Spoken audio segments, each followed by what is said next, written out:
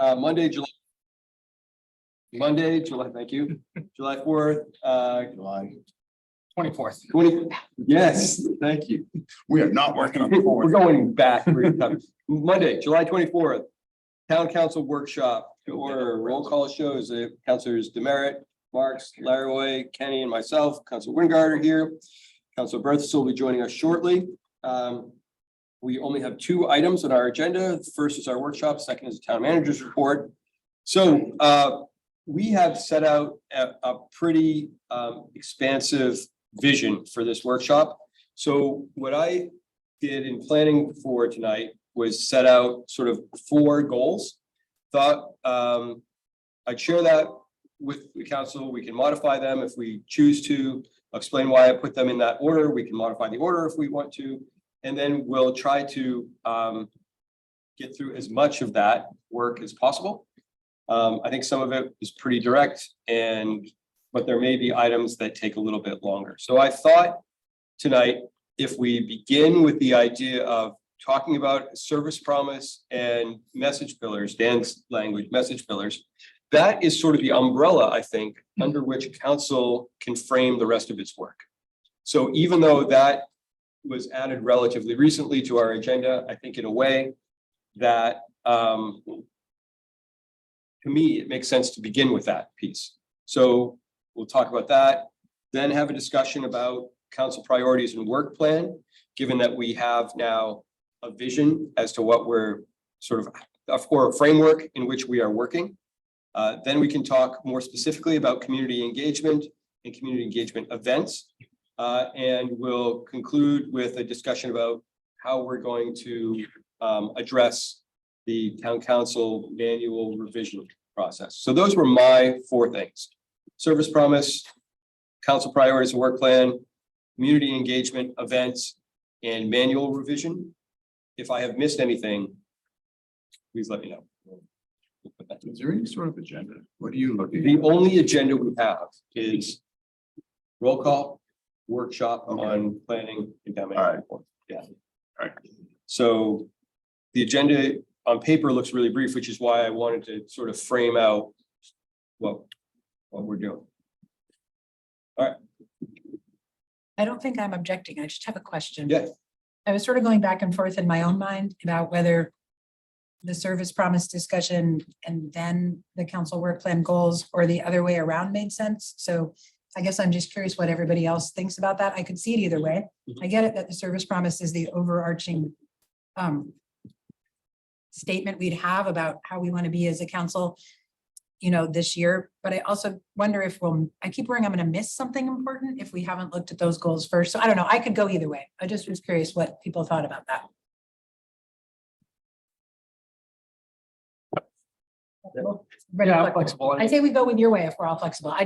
It's tricky, right? I worry that you could go wrong either direction a little bit. So I guess we can always cycle back around. If we Yeah, get if through the work goals and we're like, shoot, we didn't really capture all that in the service promise, we could look back.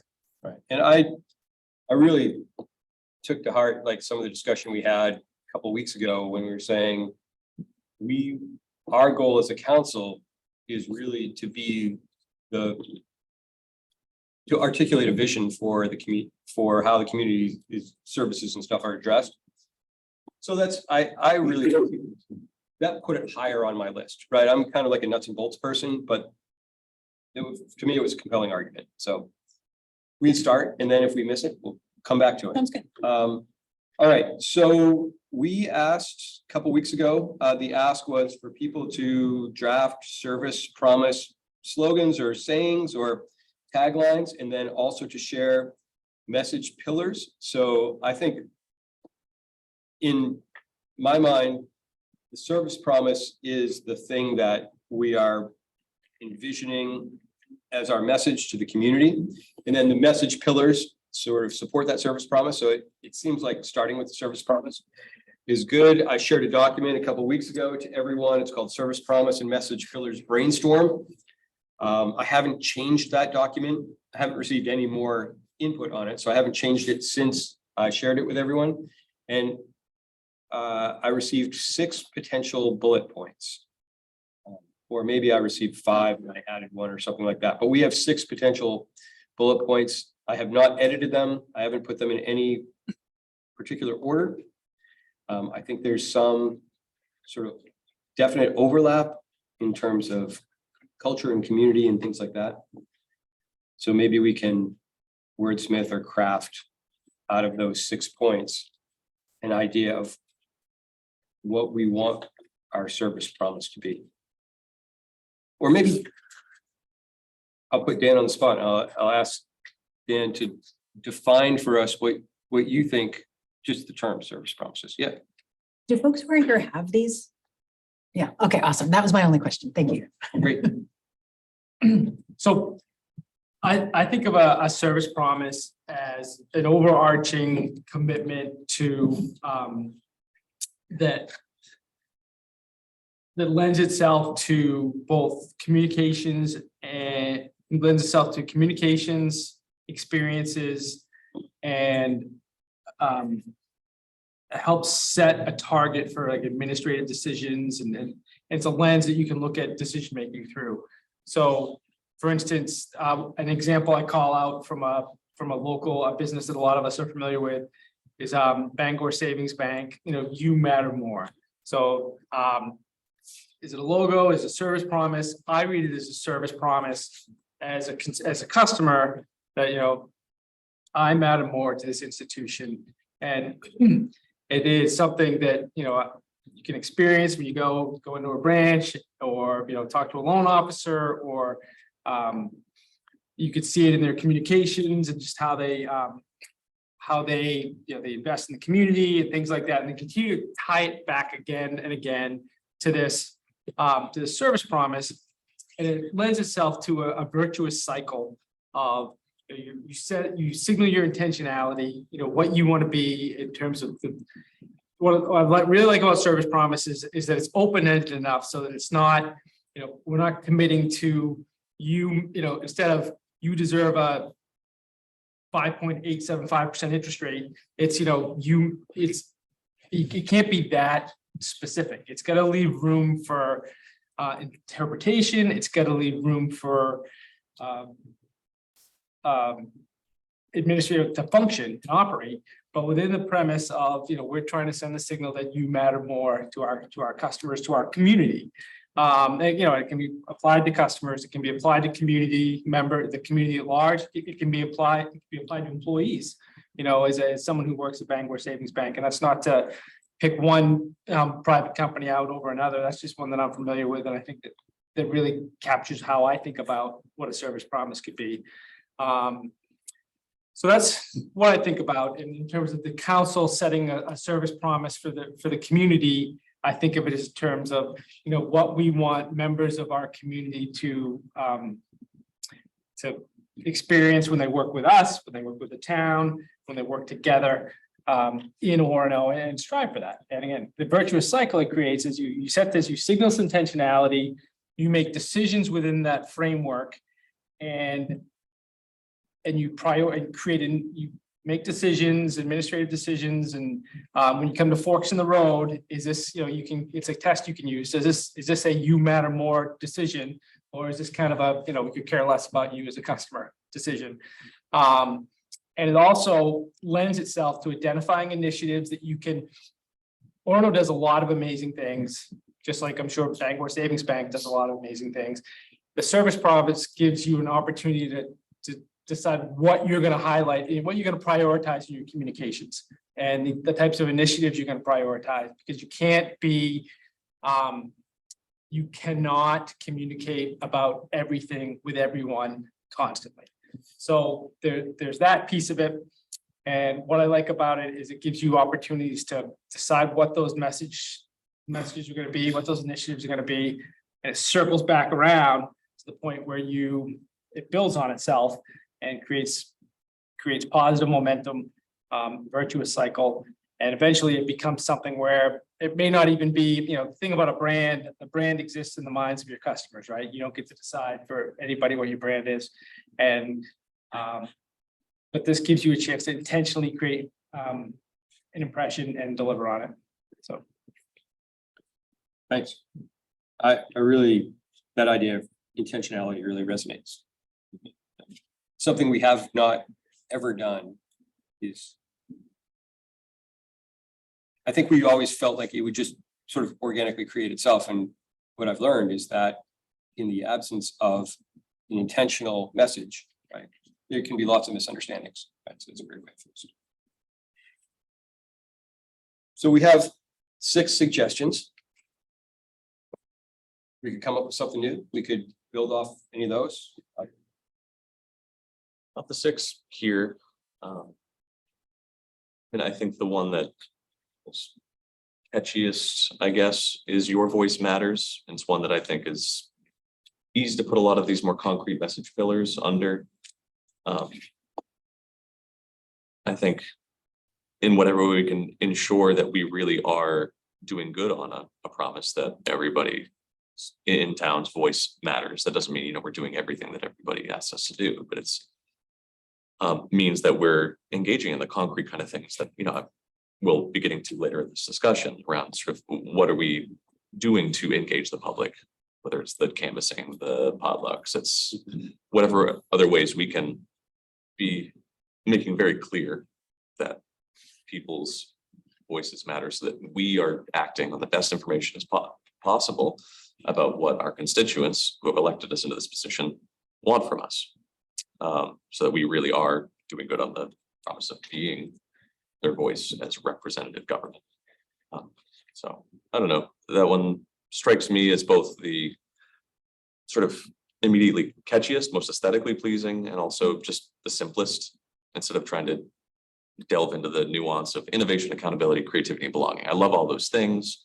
I think I'm really for this, like building a culture of yes together situation. I really like sort of the framing we had around that when we were creating that fund this past budget cycle. I think that Your Voice Matters keeps us from getting too much into the weeds with that like overarching message that we can maybe get more specific with in the message pillars. Okay. That's my favorite one too. I can work with it. Yeah. You know, I like, you know, I remember when we had our workshop, you know, like the trust was the, you know, get all those dots on trust. We can make that, we can tie that back to that priority that we set. And it opens us up, it opens things up to a lot of opportunities to be responsive to what we hear from the community, whether it's, you know, the forest, the traffic calming one neighborhood, or the, you know, the Basin Park project that we're going to talk about with the Basin community, you know, those kinds of things. It shows us that. So I think we could absolutely work with that. It's I- concise and I agree with everything. And some of these ones that are up at the top that we didn't pick could maybe turn into a pillar underneath, right? Yeah, Like I I was agree. looking especially at the creating community, respecting individuality. Yeah. I really like that. I don't know, but that could easily turn into a pillar, I would think. Yeah, I think so too. But that's great. I mean, I think a big broad statement lends itself to lots of avenues to support that statement. So if we're happy with it, I think maybe the message pillars then are where we get into the nitty-gritty with it, into the weeds. So then message pillars to me, and I could have a different understanding of this, are the specific tracks that an individual could take to say, oh, my voice matters through this track, right? So I am a university student and I want my voice matters in Orono because I'm a representative of this community, or I'm a business person, or I have a particular interest in a particular aspect of town governance or something like that. I don't know. That's how I sort of see message pillars, or they are the access points that people use, but maybe I'm misunderstanding that. What's that? I saw it differently. Okay. I thought of it more as the pillars that we are going to use as town council and town government to make sure that we're actually living into the message promise. So I didn't see it as like how other people access it. I saw it how, like, what are the things we're committing to that are going to make sure we actually are making a community where everybody's voice matters. But I mean, that's just my perspective. Other people might have seen it totally other ways. How did anybody else see the pillars? I don't know, I haven't had a really concrete sense for it. I mean, my thinking is mainly around sort of the next part of the conversation where we're talking about the specific sort of activities that we're hoping to sort of create as part of our workflow of engaging community. But this part has felt a little bit more abstract to me as this intermediate between sort of the most abstract, just service promise we do. But I like having sort of bullets. I just jotted down, sort of looking at this list again. Like accountability is really important, making sure that we are actually accountable to people. That's one way to make sure that people feel like their voice matters, is that they have ways to check us beyond just sort of electing us in or out, but that we have ways of, I'm not talking about maybe like a systematic change necessarily, just how are we ensuring that people's voices, what critical of us or otherwise, are being adequately heard. Opportunity is another thing that I'm sort of seeing amongst this list, mostly around sort of how are we creating opportunity for, I guess, community. So I don't know, opportunity / community, maybe they're two very separate things, but how are we ensuring that we're enabling or creating a situation where people feel that sort of culture of yes thing that you brought up before, that somebody has an idea for something to do in the community, that we are able to facilitate that. Responsiveness, I think, is also good. Maybe that's part of the accountability thing. I mean, I'm not committed to this as like a 4-point thing, but then also a commitment to like growth in some way. And when I'm seeing all this stuff, things about listening to diverse voices, making sure that we have a healthy like commitment to taking up the voices of people who are underrepresented. I think that's also really important. So I don't know if that's commitment to growth, but maybe that is perspective, commitment to learning, maybe. I mean, I'm seeing all of that sort of, if I squint at this list of many items under the message pillars, but I don't know. I've talked a lot. Do you want to, for Sonia's benefit, have you just Yes. we kind of zeroed in on your voice matters for a service promise in terms of something that's simple enough, but grand enough that we could kind of lead into. Cool. I So- think I might have suggested that one, so I feel good about it. Or no, maybe it was somebody else. If so, great minds think alike, because I think it sounds like a message I could get behind personally. Yeah, I think, Rob, I like all those points.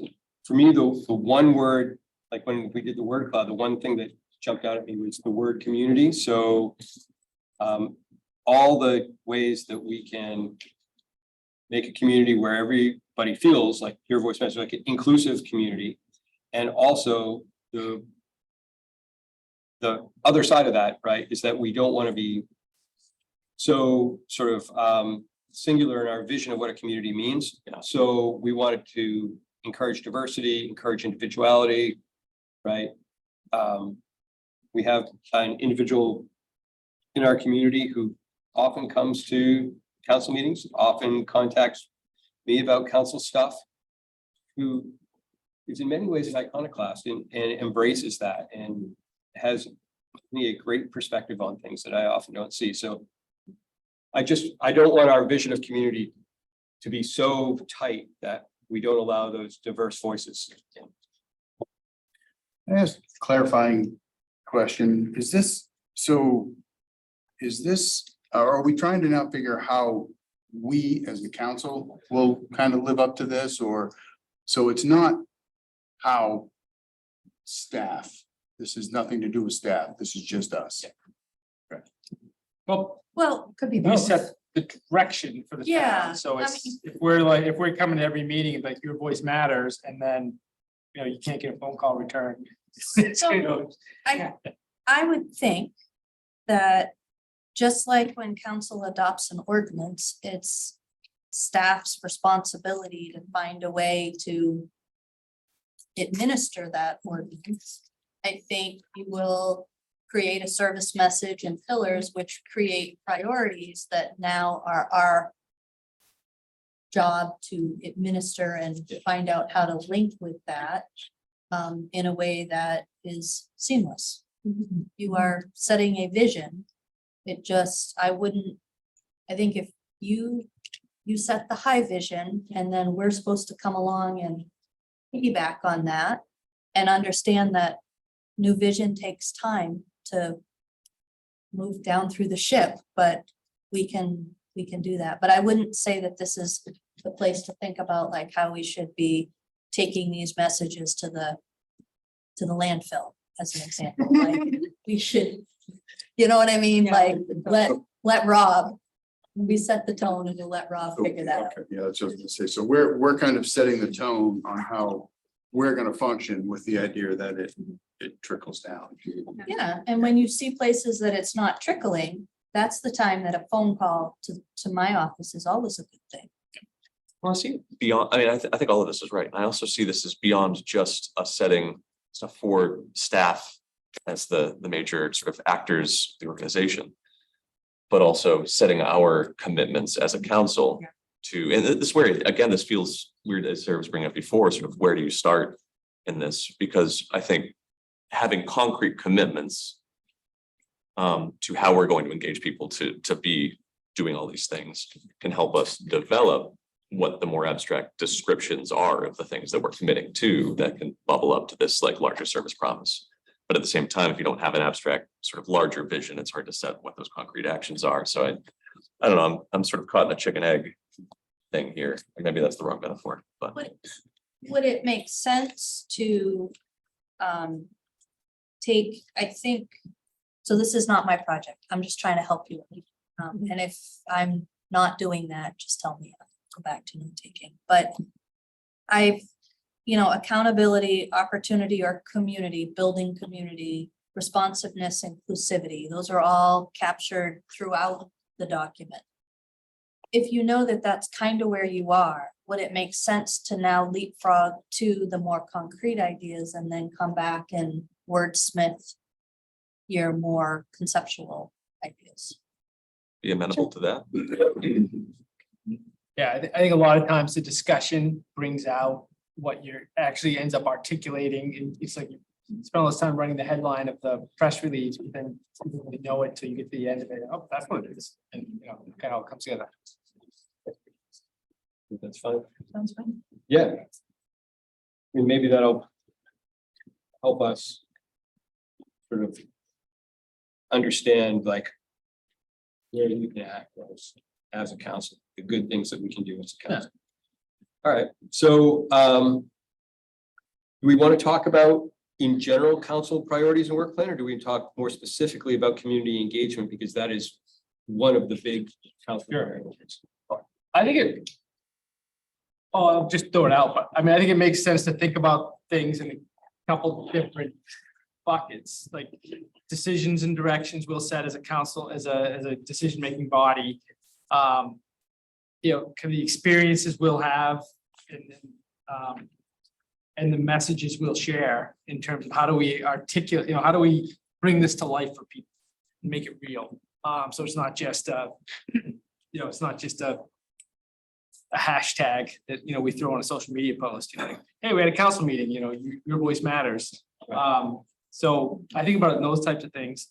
And we've already been doing a lot of this work already. The potluck stuff we've been talking about, the canvassing ideas that we've been talking about, the community events that we're going to participate in. So some of that work's already shaping, and you know what I mean? It's already where we fall, and it just happens to, when you pile it up, it ends up being like examples of the service promise. I thought the thing that Sophie sent back to us with the notes from the last time, did everybody else get a chance to look at it? Because I found it very, very useful to me in kind of going back to our last discussion and kind of remembering what we had brainstormed. Does everybody have it? You do? What's the name of that? It was a Google Doc shared with us that says Council Planning and Priorities Workshop 2024-06-26. And we're getting copies for the audience. Okay, great. And I really thought this was fabulous, and you guys know me, like, I think by like writing, so I actually like took it and like most of it, I thought that hadn't been assigned to categories, fit in to categories that were already there, so like, I don't know if anybody wants it, but I put them in to the categories that were already there. And I will be honest that anything yellow is stuff that I had in notes that wasn't anywhere yet. So I like said, this is where I thought my ideas fit, but like ignore them if you hate them, because those are mine, not the whole council's. Everything else was ours already from Sophie's document, so. I decided that I thought everything on the whole list was about the building trust. So I put that as an overall thing at the top, so. I didn't see a thing that wasn't about that, and I have enough maybe for other people in the audience, so yeah, I don't know. Yeah. Mitch. you do.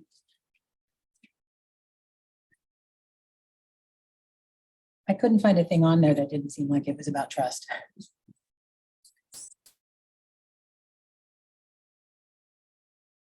Sarah, could you explain to G? Yeah, that's totally mine. We never talked about it. I just know that for empowering community initiatives, the most common thing I've heard in the community has been, I don't know how to navigate the insurance piece. Like when I want to use a building and I want to start an event, I'm not sure how to do that. And it feels intimidating. So I don't want to try. So I don't know. And maybe it's a useless discussion to have, but I wondered as a council if we could have a discussion around our insurance policy. And Sophie knows all the ins and outs of what we can and can't do. And are there any things that are things we could do if we were willing to take that risk or not? So I thought it might help to empower community initiatives. I don't know if anyone else hears that, but it's what I most commonly hear. That's it. I love that idea, Sarah. And I will say that, like, I run a nonprofit that does make use of community spaces from time to time. So I've gone through the process of like getting our insurance approved by the town, and it was not that arduous. It like wasn't that hard, but at the same time, it was a bureaucratic thing to navigate. And that mental hurdle of like, oh, I have to fill out a form is a barrier to some folks. And so it would be, I think, a useful discussion to think about whether there are opportunities that the town could have a rider that would allow some community groups smaller than a certain size to be covered in certain ways, or ways to facilitate partnerships with existing orgs that are set up to be covered. Would be like a great conversation. Yeah. Could be a cool event for like a series or like a communication series. It's like how to work in Orono, you know, yes, you know what? Yeah. How to run a community event. Right, but I mean, networking, and it could be, you know, sometimes you hear, I've heard from people, you know, we need more volunteers, we need people to understand what the volunteer opportunities are. And, you know, maybe we'd spend a day, you know, send up an evening doing a get to know you type seminar where you hear, how do you get one of these community, how do you utilize one of these spaces? How do you ask for Public Works to shut down your street for a block party or whatever it is? It's, you know, Sarah just parks her Subaru at one end and, you know, Brian parks his car at the other.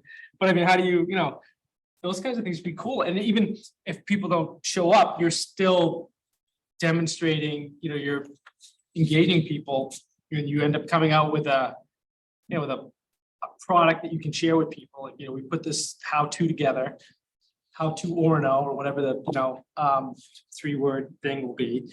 And then you have the event, and it's a good engagement opportunity, and it brings people in, and it's so. Is your vision of the potlucks that they're sort of themed like that, or do the potlucks exist separately just as a chance to talk to one another? I make some really good chicken. I wanted to show it off. Yeah. No, it's Sarah, but I mean, I think it's more casual, but I could be with a theme. I mean, I'd be open to, you know. I was thinking casual to start at least, and like if it had a theme that didn't take the whole event, that the theme is like a 10-minute thing we could do at the end, not like an hour-long thing, because I want it to be like fun, right? Yeah. Come and have fun together with your neighbors and your counselors and bounce ideas off each other. I hope some ideas will come from people talking like just to each other, Yeah. right? And then it'd be great if we had that how-to thing about, oh, there's this great idea of what we want to do in the Keith Anderson. Okay, here's what you do. And if you're not an organization that already has insurance, what do you do? Right? I don't know the answer, but you know, it would be cool to know. Sophie knows parts of that, I know, because she's talked to me about it, but I don't know. Yeah, I think it's great. So then we need to have a discussion, and maybe this is in a committee structure. We need to have a discussion so that we're all comfortable with, and at least, if not comfortable, all knowledgeable about what that process looks like. So, And hopefully like not just our current process, but what all the options are and how much more risk we would be assuming. Right. By option A, B, C, or D. Because I know, that's That's what why- insurance is like. Yeah. right? And maybe who the right contacts are at the university for stuff, you want to do it athletic, you know what I mean? Those kinds of things would be interesting. Maybe coming out of that, some sort of document that's easily shareable amongst the community could be developed for step by step. Here's how you plan an event. Here's what the town can do to help facilitate it. Here's where you need to go. If we can learn a little bit more together about sort of what that process is and what we want that process to be, we can develop a guide for people so we can make it just as simple as possible. I think we take for granted that, some people know exactly sort of what the steps are, and like, it's simple. But if you haven't done it before, it could feel really daunting, as Sonia was just pointing out. So maybe that's an easy resource that we could develop as a council.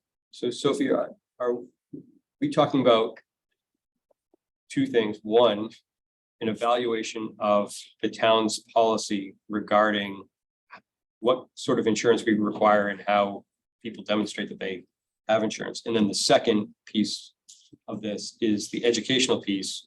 We want to teach members of the community who have an interest how they can engage the town. Am I hearing that correctly? Those are two tasks. So then my question to Sophie is, how do we best address those two tasks? Well, I think a document of how you plan an event is something that staff would just put together once we know. The town policy reverts to the maximum allowed by our insurance company. So whatever our insurance company requires is what we require. So I think you really need to start with options for insurance. And I think the first place to start with that would be to see if MMA Risk Management can come up and do a little primer for you Yeah. on whatever things you have. So if there's more that you want to know, please let me know, because they'll come with a canned presentation, and asking questions on the fly can be difficult because they're very compartmentalized. So if you get me whatever those are, I can do that, but that way they can tell you what the options under their insurance is. I know that there are other insurance company options out there. Most municipalities don't go with them because of commercial insurance misses some of the things that we're required to have by statute. Gotcha. So I guess, so then the big ask from us is to help Sophie put together this presentation. Please share with Sophie any questions or specific scenarios that would need to be ensured that you'd like to know about. And if you could do that by like August 15th, then I can try to get something on the books when we all return. Sophie, could you also share out with us the current practice around if someone came to the town and said, I want to host a, Sure, I don't know, karate class at the Keith Anderson, whatever it is. sure. It What all depends. I know you So, told me, but I don't know if Yeah. everyone else knows. I mean, I we think met that'd be about it, useful. but yep, I'm not sure happy everyone to else do that. knows. Thanks. I think this is just a really simple way for us to do good on what I think we're striving to do when setting aside that small fund during this recent budget for facilitating things. So I think this is a really good concrete step. So would number 3, if you're gonna take it one step further, be to work through the process of, you need some guidelines. If you have a grant program that you're gonna give grants to the community, really need to make sure that there is a process. It doesn't really, I mean, of course it matters what it is, but there are many different ways you could structure that process. It's just if you're giving public funds, there has to be something that's clearly documented. So would that make sense if you're in the event building world, that we put that as the third item? I think so. And invite people to come in and learn how to ask for this funds. Yeah.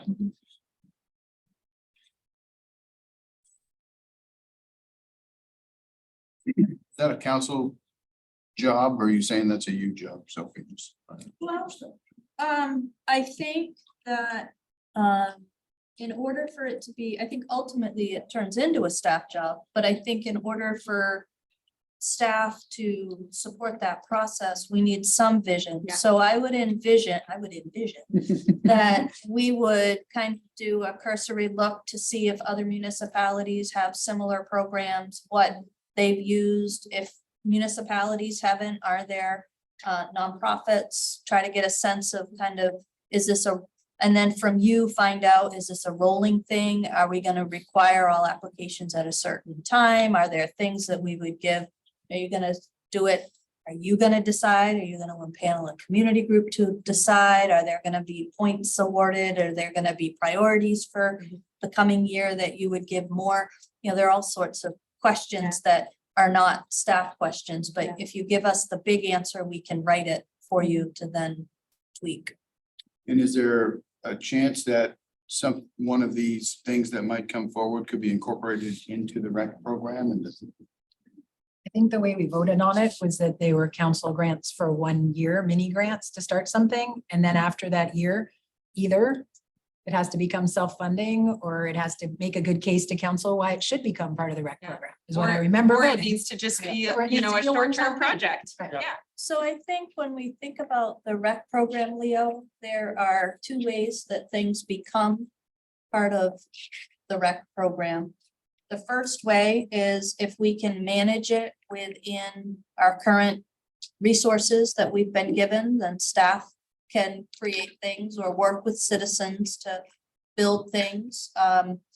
If it is beyond our resources, then it really needs to become a discussion for council to have. So when you talk about will they become part of Parks and Rec, I think it all depends on what it is and how much time it takes and all the other pieces. yeah, and I guess when I was thinking about this, I was thinking in terms of somebody comes to rec and wants to do something and finance is the barrier of why they can't, then, okay, we have $2,000 or $3,000, or whatever it is.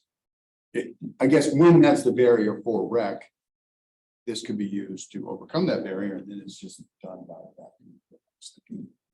When finance is the sole barrier or primary barrier. So I will tell you in the recent past, it hasn't been solely money. It has been lack of staff to be able to put it together, to advertise it, to ensure that we do all the things that we have to do. Oftentimes, when you think about programs, we've tried really hard to keep a price point that is reasonable because we think when you look at the mission of rec, that's an important piece of it. But the thing I would just be concerned about is if you take, somebody has a great idea this year that needs $2,000 as seed funding for, and the idea is you're gonna roll that into Parks and Rec. Are you also gonna roll the resource in next year to manage that? And so I would see if you're thinking about building something in Parks and Rec, I would want to make sure that there's a really good conversation about what the future would be. If you're talking about somebody has a great idea, Jeff Gordon wants a bocce tournament and it's gonna cost him $1,500 and we all think it's a great idea. We all know that Parks and Rec is gonna have to be part of that, right? For promoting, for figuring it out, for lending support. We do that anyway. And so I see as a little bit different. And my understanding of the grant program was more about the community acting as the community would come together and build things that the community would then do. The town might help promote, put banners up, do, the community things we do for things like the Stillwater Arts, Orono Pride, their Kiwanis auction, that kind of stuff. But I didn't understand it. Doesn't mean I understood correctly, but I didn't understand it as augmenting money for staff operations. I saw those as two different things. But somebody has a great idea, like a downhill ski program, and comes to the town with that great idea, and we see that there are a number of people there that could help support that great idea, the town, without asking for special seed money, that's under Parks and Rec for the coming year after talking to that person. So I think I'd just be careful about making it too small until you guys have a chance to really go through it. The concrete example in my mind comes from several years of different people, myself included, I think, trying to do a travel basketball. And I think there was almost no funding, I guess, so maybe that's a bad example, but there could be funding.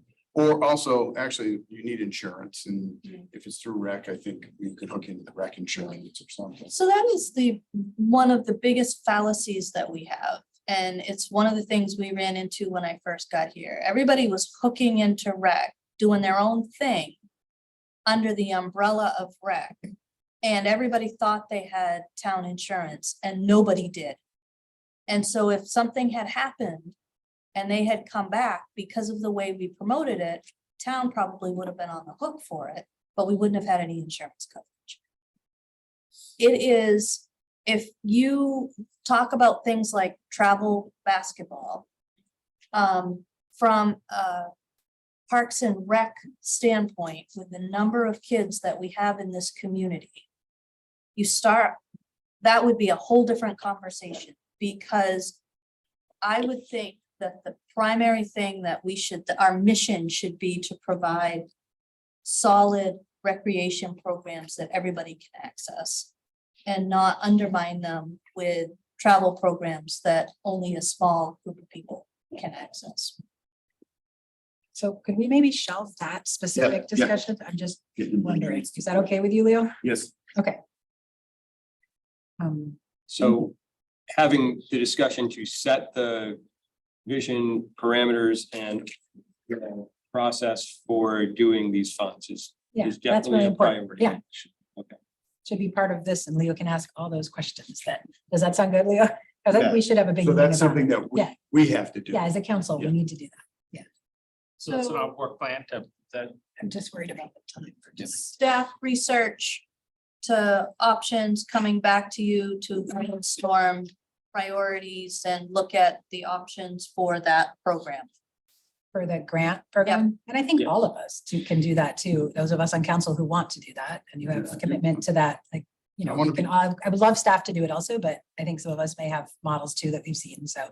So if you could hand those so that I could have one single document and place, that would be awesome. Sure. For that discussion. Yeah, it sounds great. Yeah, and I do want to continue to be cognizant of kind of our ideas. I know they're going to create work for staff, but that does happen, obviously, but I want to be real cognizant of the fact that we're not consuming hours and hours of staff. Well, so that's another question though. I mean, we could have one council discussion about it first to give some more parameters from us before staff goes off, so that they don't waste time on things that don't fit within kind of what we're already thinking. Does that make sense to people? I really also agree about not wasting staff time, I'll go, I mean, because it's, I guess, Sophie's call to some degree, like, what do you think? I'd like to see it maybe baked out a little further, so, you know, unless you think it's a 30-minute exercise where you can pull all this together and say, here you go. So Then that's one thing versus, I would start by putting something out on the listserv, asking managers if they have something similar to this, and that might get us some pretty well-baked ideas. okay, if it's an easy, I want to be, if it's Yeah. an easy, That sounds like Things that low hanging help. fruit. Yeah. And if it's more than that, then And come back to us first. I also think if you had that and the priorities, if you had that as you made the priorities, what would come out of that is a much cleaner product for us to then just kind of button up. okay, Does that make sense? Yep. Yeah. If, could we commit to anything you want to add to the research piece by the end of August? August 31st. I think there's only 30 days in August, but I could be. 31, yeah. And Sophie, should we also send not just like models, but you asked some questions or Dan did or someone did, even if we just as council members have thoughts about, yeah. do we want like only a paragraph long application or how fast do we want decisions made for the Yep. people asking, like any kind of parameters, I think Yep. would be helpful for us to share. How, That would right? That would be great. Yeah. Okay. And how about if I open a Google Doc and people could just throw it in there so that I don't have to Yeah. filter? Love it. Great. I might have approved a couple grants on Facebook already. Yeah. Sorry. Okay. I have to write a personal check to End of August. to the new club. Yeah, Great. yep, that would be great. Okay. We'd be able to then jump into it. That easy though, you know, That like, is- that's a great idea, here's some, you know. What else is on here? Developing a council evaluation tool, revising and utilizing town manager evaluation tool. Those are two big discussions that I think need to be framed with models. That for Um, sure. And there are, ICMA has a lot of stuff on staff evaluation. I have not looked into council evaluation stuff, so I think that's super important. I don't know where to begin to look for that. I mean, I could do a Google I search, right? can, how about you just let me use my list, sir? Yes, But I that's- have to be judicious and do one at a time, so I probably put that out in September after I get my August stuff. Mhm. I think it's important that there's integration between what the goals we set for ourselves, how we evaluate ourselves, and the goal we set for our town managers, and how we, you know, a big part of what I'd like to see come out of this process in terms of trust building is that we're transparent about what we expect of ourselves and our town manager, and then we are very intentionally communicating, you know, where we've met those objectives and where we have things to learn and, you know, where we have opportunities to improve. Well, we've talked for a while on and off about this policies and procedures manual. I would love for us to set some time when we have all our ducks in a row. Or, I mean, that seems to be the discussion where we could center this, like detailed evaluation of what we have so far as a process for self-evaluation. Yeah, we want to. I think addressing the manual is, yeah, it's its own point too. So, yeah, I mean, these things should live in the manual, but we should make the manual more robust in a whole bunch of different ways.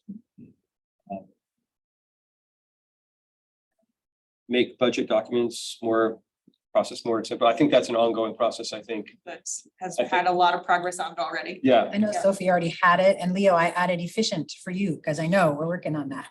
Like, you've brought that up a lot on finance committee So- stuff, so. One of the things that would help me on that one is if I could get some feedback from council about what documents, so there are lots of documents.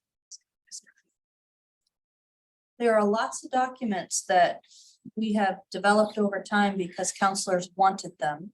It would be helpful to me if counselors could let me know what's not important to you. Is that something the finance committee could do, Leo? Could we work on that from finance committee perspective? Yeah, obviously, renewal was the policy. So Send those thoughts to Leo. and maybe that becomes an item in the finance committee Agenda. agenda. Something. So I don't want to stifle conversation at all. That's not my intent. But I also know if I can come with documents for you to look at and respond to, that is oftentimes a more productive way of moving through when you've got a lot of stuff on your agenda. So Leo and I have been trying to get together and time just isn't our friend. Yeah. But for example, I've got some ideas on how I think I can narrow this down to make it a smaller document. It would be helpful if I knew, for example, you didn't want the service matrix. That would make my staff thrilled. The OMRs are already online. All except for the OMR nar- stand for again?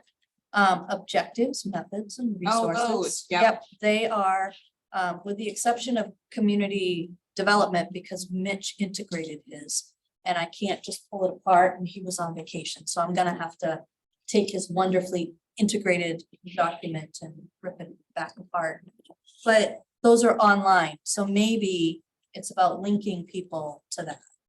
So I have some ideas. It would be helpful if I could just get some information, because I've got some new setups that will probably work, but it would be easier than trying to reinvent the wheel. For me. Yeah, I think before it comes to subcommittee, meeting, like maybe you put those together, Leo, you and Leo have a discussion about that. So. Yeah, all right. I'm trying to work off two documents. I'm trying to work off Sarah's document and our shared document at the same time. So that's why I'm stopping here for just. I don't think there's anything not, I put everything on. separate yeah, I think you document. can just work Yeah. off, share. There's nothing I skipped. What about, so I'm going to refer to this as Sarah 5, augmenting methods to respond to citizen questions, and suggestions.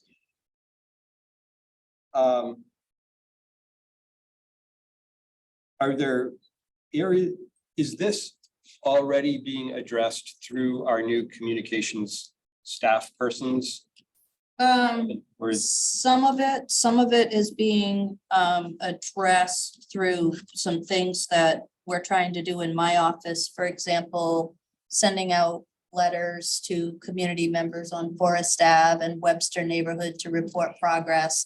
But I also would just remind folks that our one communications person is managing all the social media, all the promotions. The library alone probably is a good chunk of their job. So, you know, I think what would be helpful is perhaps if we got a little bit more detail on what's important and what could we expect people to sign up for the agenda center and see when something is going to be discussed and have the video attached to it and have the, you know, we've done things to try to make that easier, like put the timestamps on, and that's time consuming.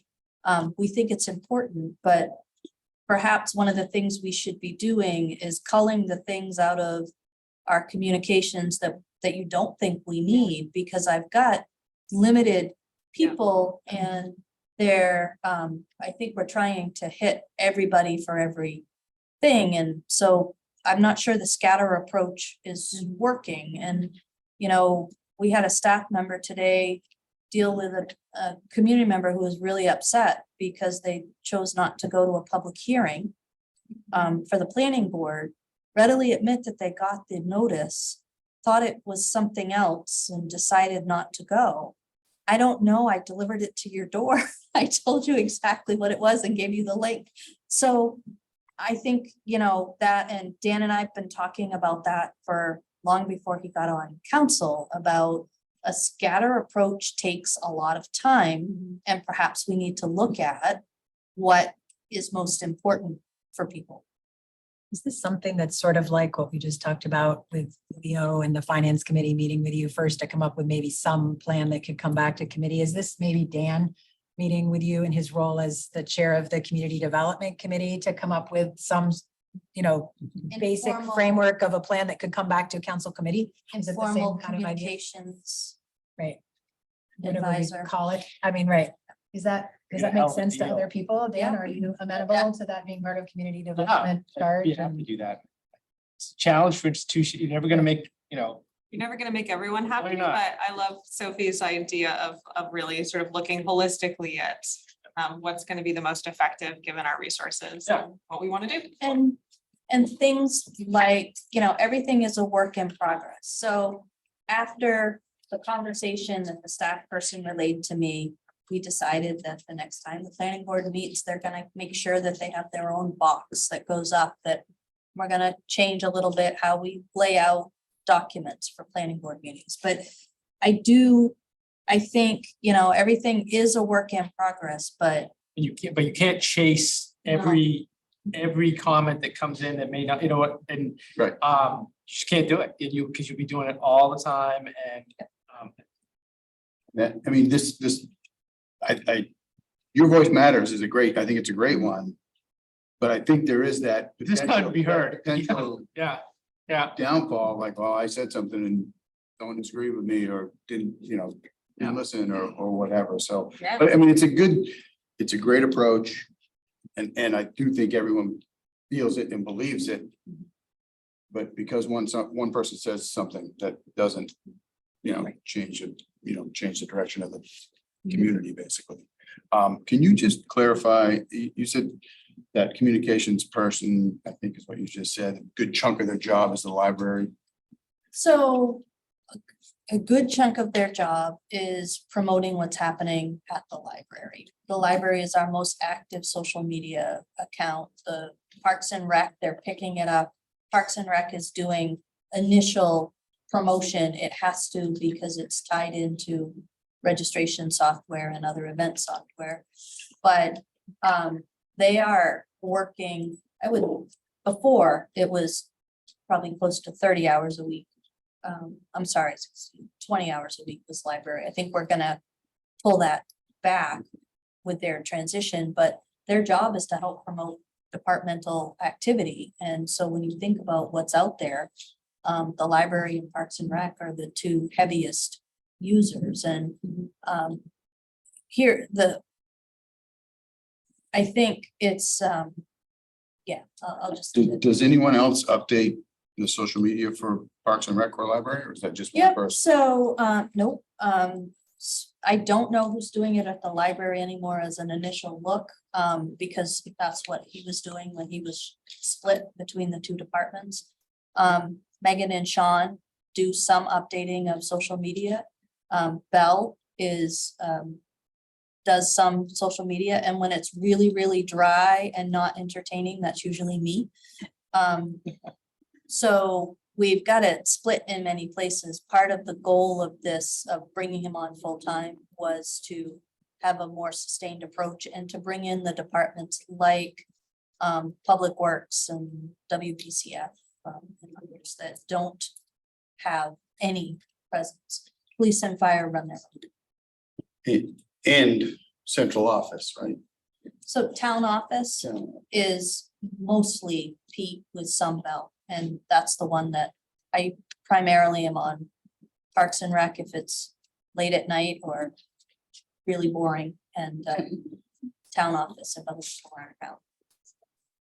They say I can't type like a lawyer on social media. No, putting everyone to sleep. This is kind of related here, although it's sort of moving back to number 2, engaging the community, supporting a culture of engagement and innovation.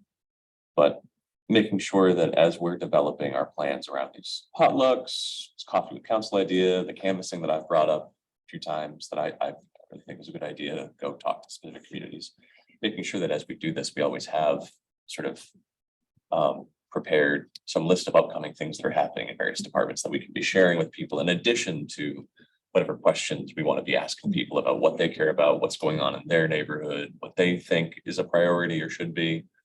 I think making sure that it's informative in both directions, I think is probably a good idea to augment our methods to respond to citizen questions and suggestions. Yeah, I think it's a great idea that it's whenever we talk to community, it's not only a chance for us to become informed, but also to share information with the community, right? Is it just back to this question about our communications person? Is there I would think the new role is more bigger picture than putting out the social media posts for, I mean, that may be part of it. But this number 5, I guess, is what we're talking about. That seems more the role for that person, tying everything together, big picture. So this is not a community, a communications director. We couldn't afford that, and quite honestly, it would probably break our pay structure to bring one in. This is a communications specialist. So we hope that will augment what we were doing. This person has been working directly with me, so we've been trying to tie some things together. to look at bigger picture and to look at how council vision plays into the messages that we're giving. But much of this is how do we create systems to track through multiple iterations. I mean, we put a post on the website, social media, they do our annual report. They're going to be doing our observer that was Nancy's job, but we're transitioning that to this person.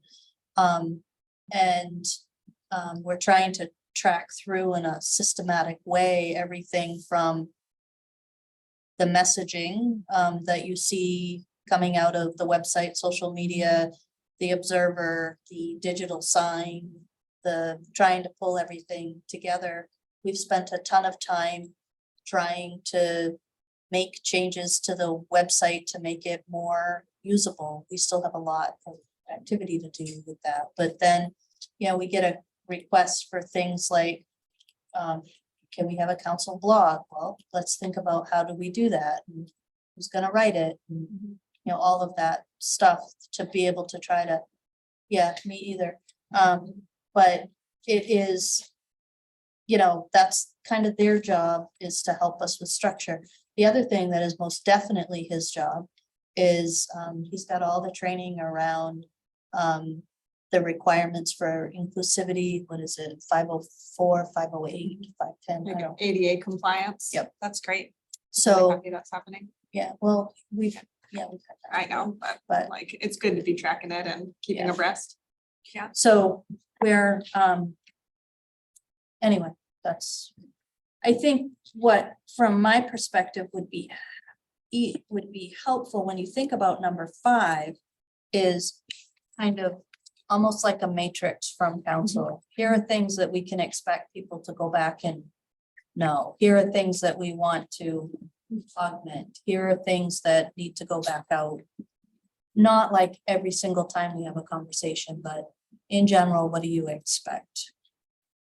So thoughts the rest of us have on council about that, we would send to Dan the same way we would send things about financial things to Leo, because they're gonna meet with you about that. Is that right? Yep, can you copy me on it? Yeah, Oh, yeah, Yeah. absolutely. I would say that any communication should probably go to the committee chair, but it should also Be always CC be to Sophie CC. always, yeah. Correct. Yeah. Great. Good. I want to be honest, like I don't check the town Facebook page often, like rarely. And I know some people like stir up over comments. I'm glad there is somebody that pays attention to that. And I'm glad it's a staff person that pays attention to that, because I think when you have too many cooks in there, then the message can get really confused. So however we configure this, I hope that it remains a person who is specifically responsible for managing that, and not when it becomes everybody's job, it's nobody's job, and then lots of things. So we have one person that's responsible for general oversight, but ultimately I see everything, Bella and I see everything that goes out. Yeah, and I don't know if we're talking the same thing here, but there's the messaging that goes out, and I assume or kind of hope that maybe answering quick questions, but probably staff isn't necessarily getting mired into someone responding to a comment and all this sort of stuff. Our general refrain from policy is that we don't necessarily engage in that unless it's something factual that we can just.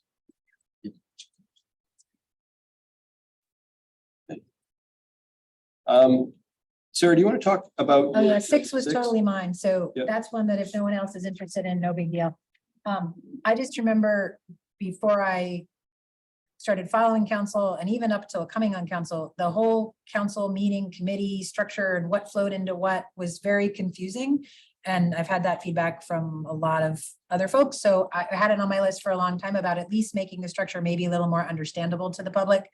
I don't know if we want to rethink it at all. That's a question to everybody else. I think we could settle for just making it a little bit more explicit for folks about if we could maybe consider whether our committees would meet on standard weeks, like finance and operations and community development on the first and third Mondays and council meeting on the second and workshops on the fourth, or, if there was anything like that, that would be a way to just, I thought it would be worth having a discussion.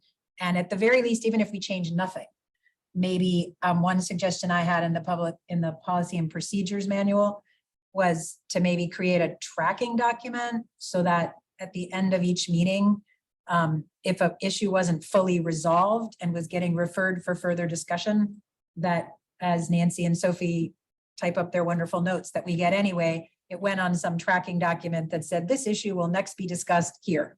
And there was just a tracking document that, the public could access that would see, oh, it's coming at finance committee in a month, or it's coming at a workshop in 2 months, or, there's lots of things that could be part of that, but something that would just make that structure a bit more, I don't really think it's not transparent, it's just complicated. So it's like hard for people to understand it. So In some ways, it's extremely transparent, and because there's so much information on the website, if you're somebody who's like dropping in and wants to just know when this thing about the planning board issue they care about is coming up, it ends up being like quite a bit to parse that. So if there's a way to make it a little bit more streamlined for the drop-in person who doesn't understand the structure. Be a lot of work. It might be hard, Project manage every initiative or issue, and in terms of like, you see those, right? Where you're like, week 1 to 3, we're gonna have this, you want to do it in the workshop, and then, and it's tough to pace it out. It I is. understand it, but So it may be a terrible idea. I would just say that bad idea. something that I was curious Hard about, and like, I'd be willing to volunteer at the end of each meeting to like do my effort to type it in and then send it to Sophie and say, what do I have wrong? Like, what's getting talked about in a different place than I have it, if it's work? Because I'm trying to do it for myself so that I track it, and I'm willing, and then Sophie could look at it, and if it was good, it could go to the rest of council. And if it was wrong, she'd be like, oh, nope, totally off. this sounds like something we ought to make the new council do after the election. That's an idea. But if you want to do it, Anyway, but I just think it could be something we could talk about further if anyone else is Yeah, interested. I think, I don't want to make a decision. Yeah. Right, because I think, like, I look at the model the legislature uses, where you can go back through any bill and you can see every time a bill's been used. It is awesome, like, I'm a civics teacher, it's awesome, but it's gotta be a full-time staff job to do Yeah. that, Yeah.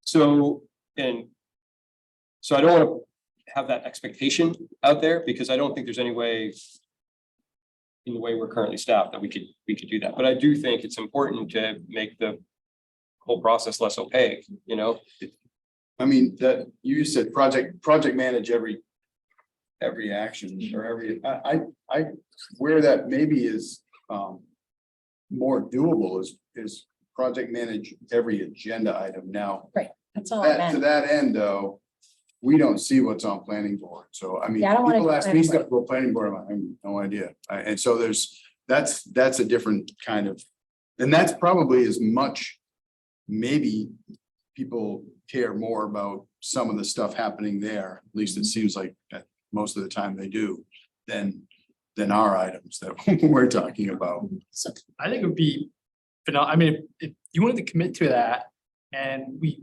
could make it a service, your voice matters, and we make it a service to the council that we could promote, share, do it after the meeting. Fact check it with Sophie in the chair, probably, to make sure, like, this is what we heard, but this is what our expectation would be.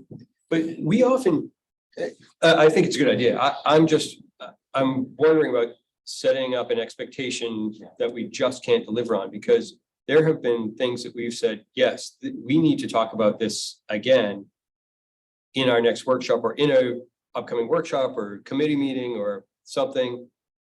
And it is on the, like, I'm not sure to the extent that we can ever guarantee that this is in 2 weeks or Like the 3 fluoride weeks. thing.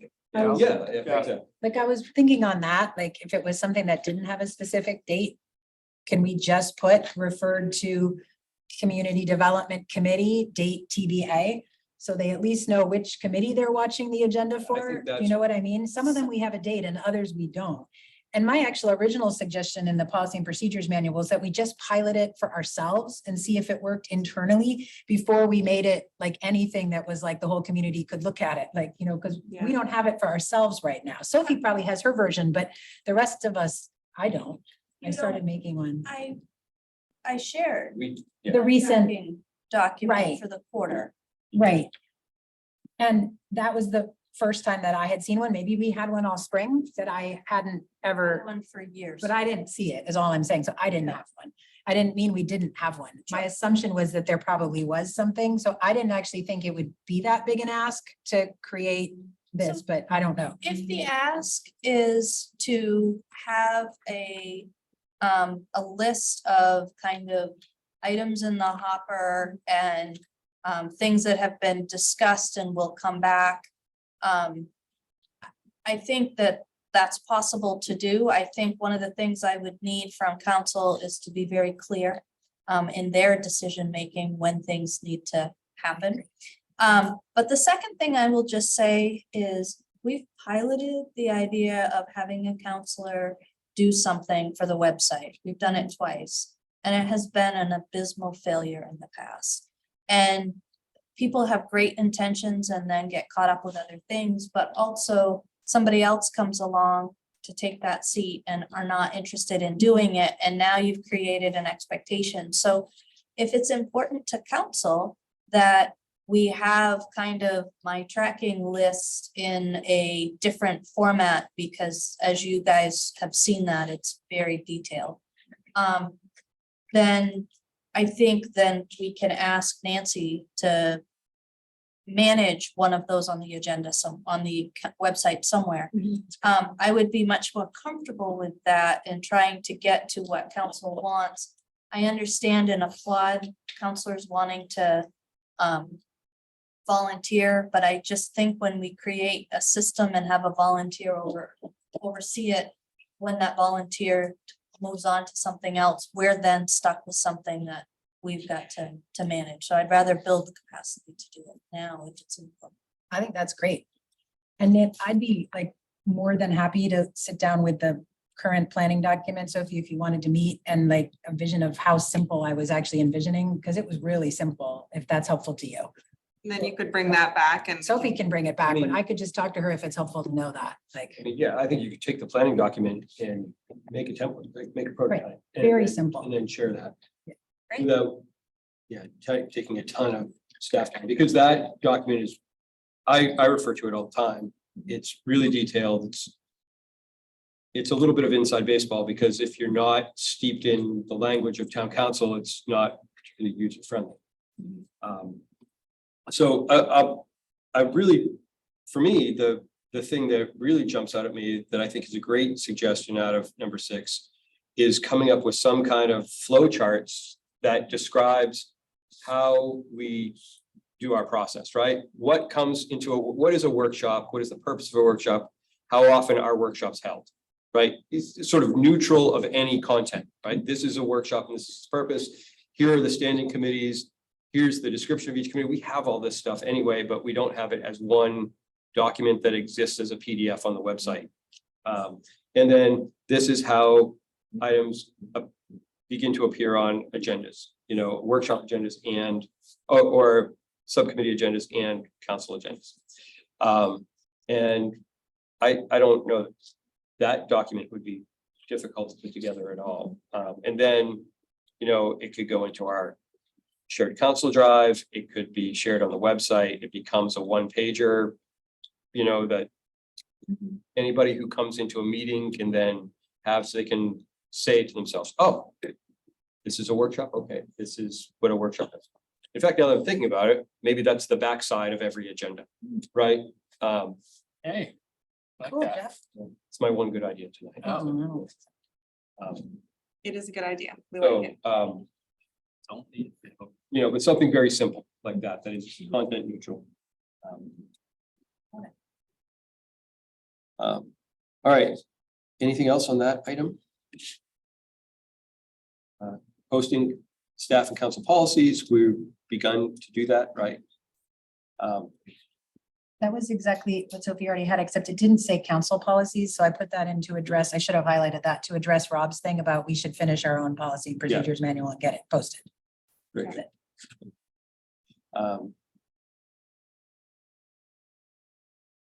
What, somebody describe what we mean by number 8.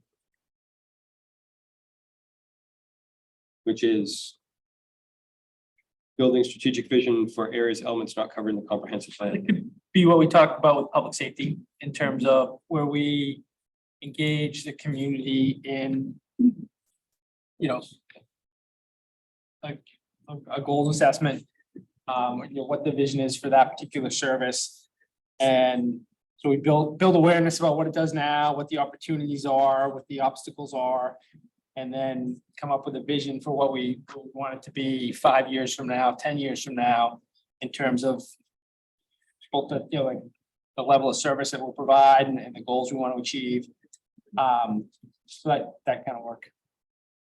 That we could articulate, get it, develop it through an engaged process, a citizen involved process. And be able to articulate it back. So when it comes time to explain to people, why it is that we've got this expense for this department, we have this vision, and this is what this is what it takes to achieve it. Sophie, do you think that would also be something that would include, like, if we begin to make a facilities plan, a long range facilities plan might also go there? Because that's not in our comprehensive plan either, right? A long range facilities plan. So, I mean, those plans could be in our comp plan They could, if we okay. wanted them to be, that when they're not there now, because when you did the inventory, they didn't exist. But that some comp plans have that, and asset management policies and stuff like that would often belong in comp plans to articulate kind of the way the town is going to be a steward. Thank you. Jeff, I'll say I just copied that off of the other notes and I put the yellow about, I don't know, I need more details because I didn't know.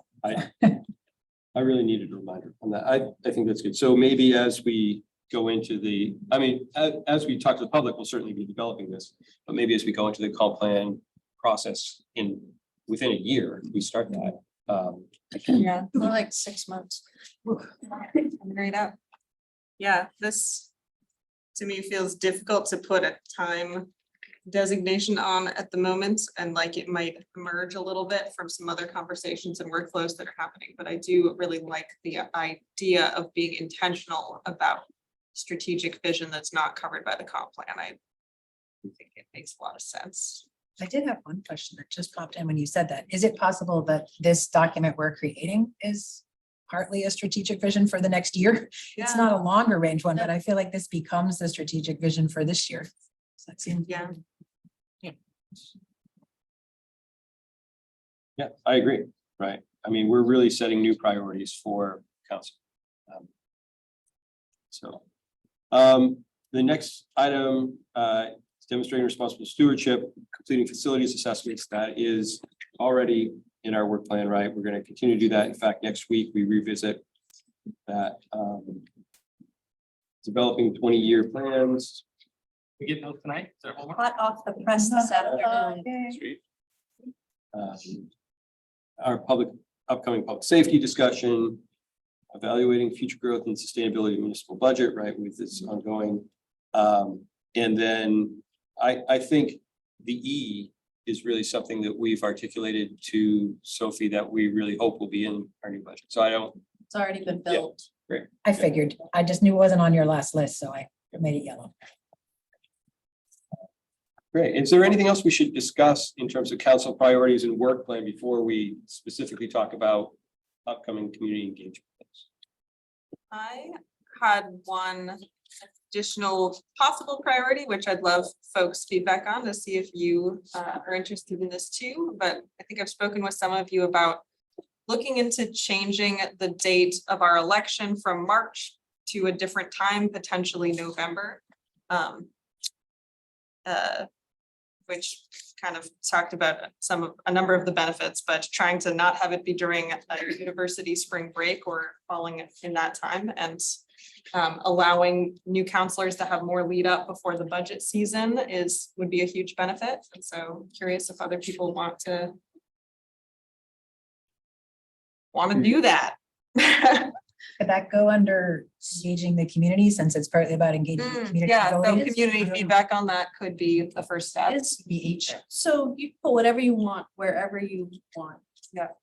I think one of the things that. Yep, you can do whatever you want, wherever you want, never mind. I think it would go better somewhere else, Sophie. Where's a good spot? I was kind of thinking it's already on the plan, I thought, for October. Oh, in excellent. terms of a workshop discussion or something like Yes. that? Okay, Yeah, great. I think Dan and I had talked about that. I don't know if it's made it onto the actual doc yet, but we had talked about October being the time because you've got to have public hearings in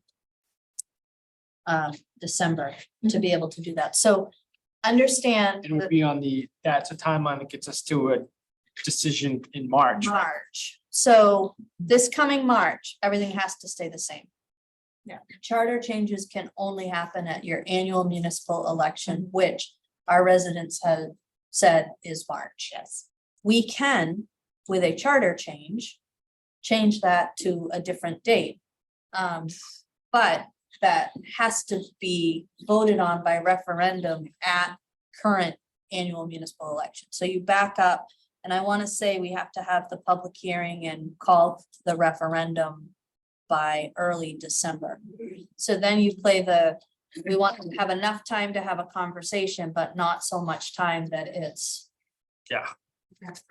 old. Yeah. So Dan and I had talked about October. And it also would ensure that people were here. Yeah. I'm gonna put that under workshop. Thank you. Is your spreadsheet on the shared drive under? It is not a spreadsheet. It is I maybe should turn it into a spreadsheet, but right now it's just a Google Doc called Council Planning Document July through September, and you all have comment privileges, but I haven't put it in the shared drive because it's mine. Yeah, Yeah. okay, I got it. So I don't want to give it to you, but I'll let you see it. How's that? That seems fair. And I'll put this on here because although it was in my brain, it was not here yet, but I've talked with Shelley. She'll be prepared to support that conversation. Awesome. Thanks so much. That'll be fun. It will be fun. And does that need to go anywhere on this list of 9 things, or is it just I happening think it's on a its own? task. So we're done, Yeah. right? Yeah. Got it. Good. Great. I did check after I made this, I got back to try to look at the past documents goals, and it did jump out at me that we didn't put anything in here about like environmental stewardship and things, which have been a pretty big commitment. We've hired this new position, and we're doing a lot of that, talking a lot at our meetings always about electrical vehicles and this and that. Would we like some So statement about that on here is my question? I was thinking about that in relation to the word stewardship, number 9, and I looked at that and was like, all of this is about sort of financial stewardship, which is important, and also that felt like an omission to me. Curious what. well, would it make sense for us to put in here to continue to support the regional plan, but what would be very helpful to staff, and a lot of this has direction for staff, would be, I think if we could come to a clear vision on the priority for electrifying fleet, Yeah. for expending money for environmental stewardship. And I think that there are some mixed messages that staff have gotten around that. Not a bad thing. I think that comes with change, but I think it would be helpful if we could articulate some council priorities with regard to that. I would love that.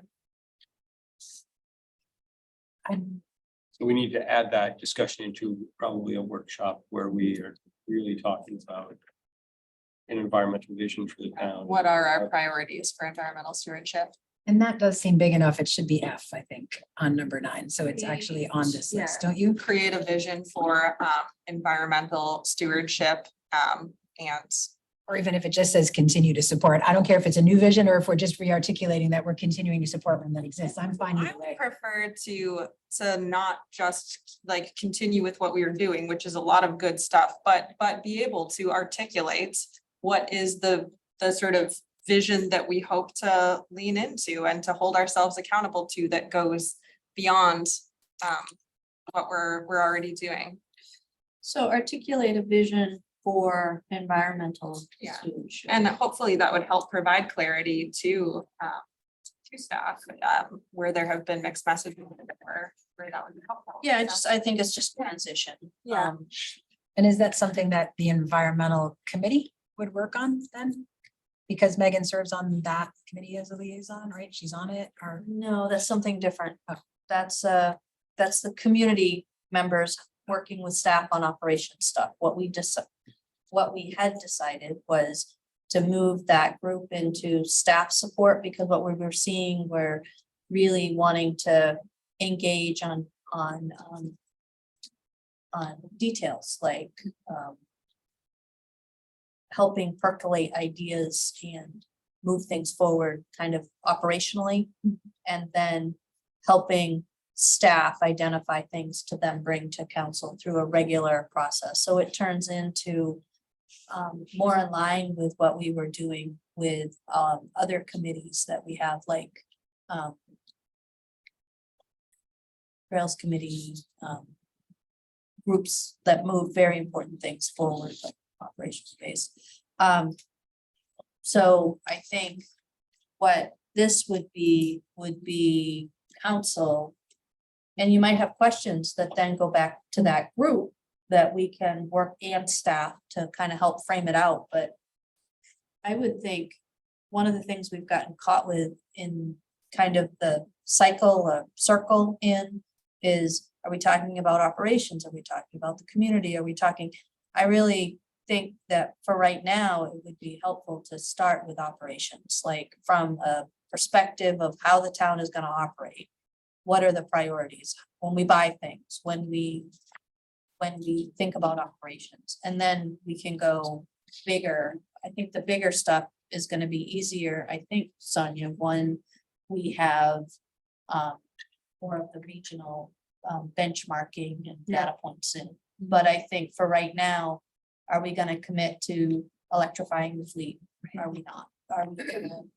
Would it make sense then, like when you're describing that committee as being very much operational committee with staff right now, I still wonder, would it make sense for them to bring us something about here are our suggestions to council first? Because I'd like to start from what that committee has to say. I'm just going to be honest and say that's where I'd like to start. And this is like a sort of time of transition with that, where we haven't had a meeting of that committee since I took over as chair of it. And so I think maybe it would be timely to put together So you're the chair of the council. the council committee, not, yes, but So are there would two it committees? be possible?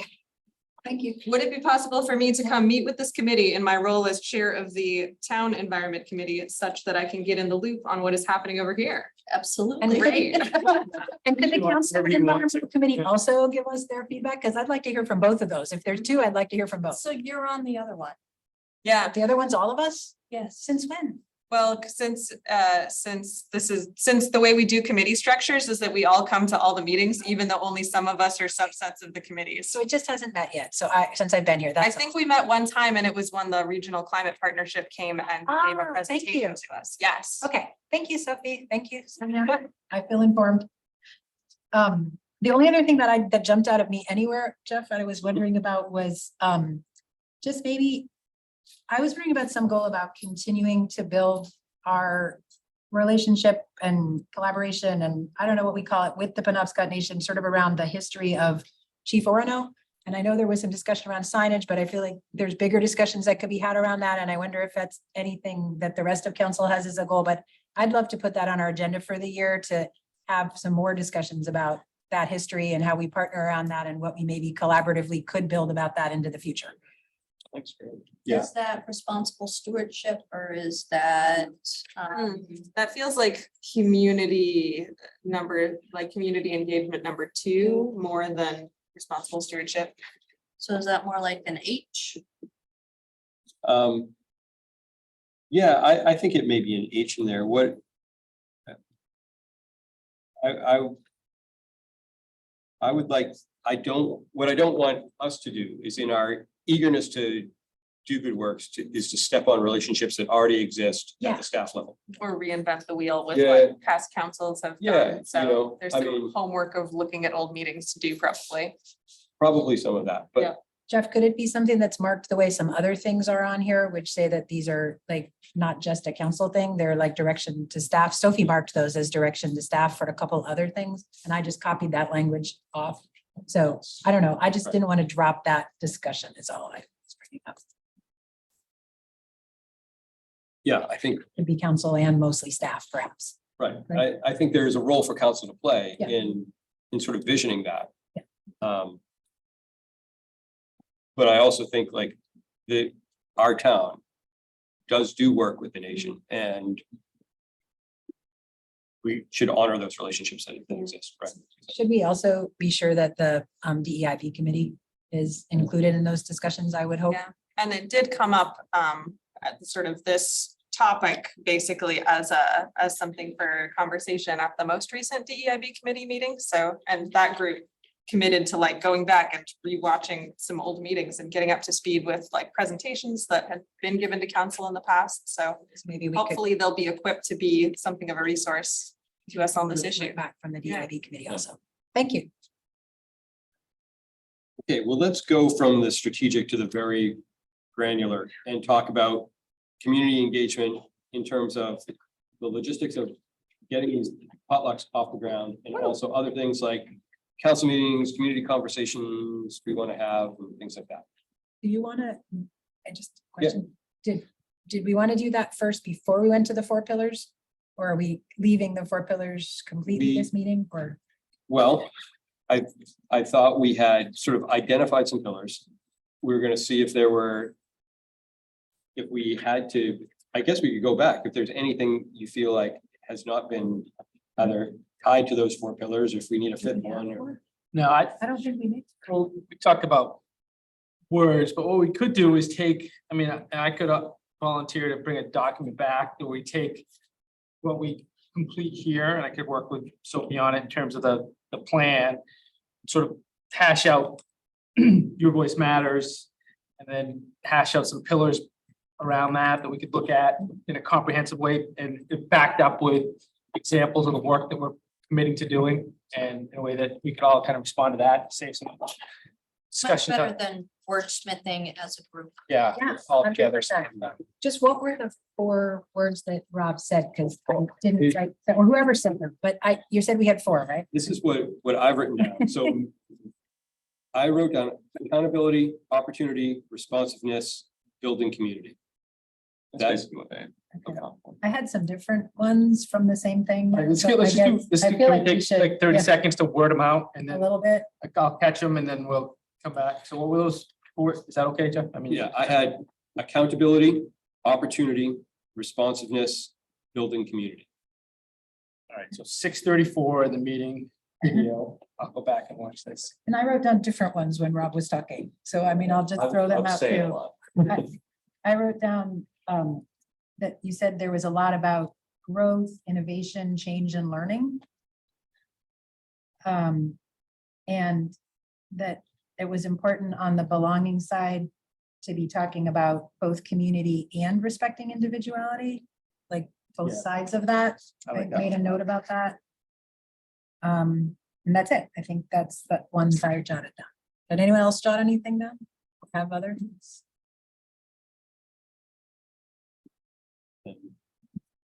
And for Yep. being willing to put that together.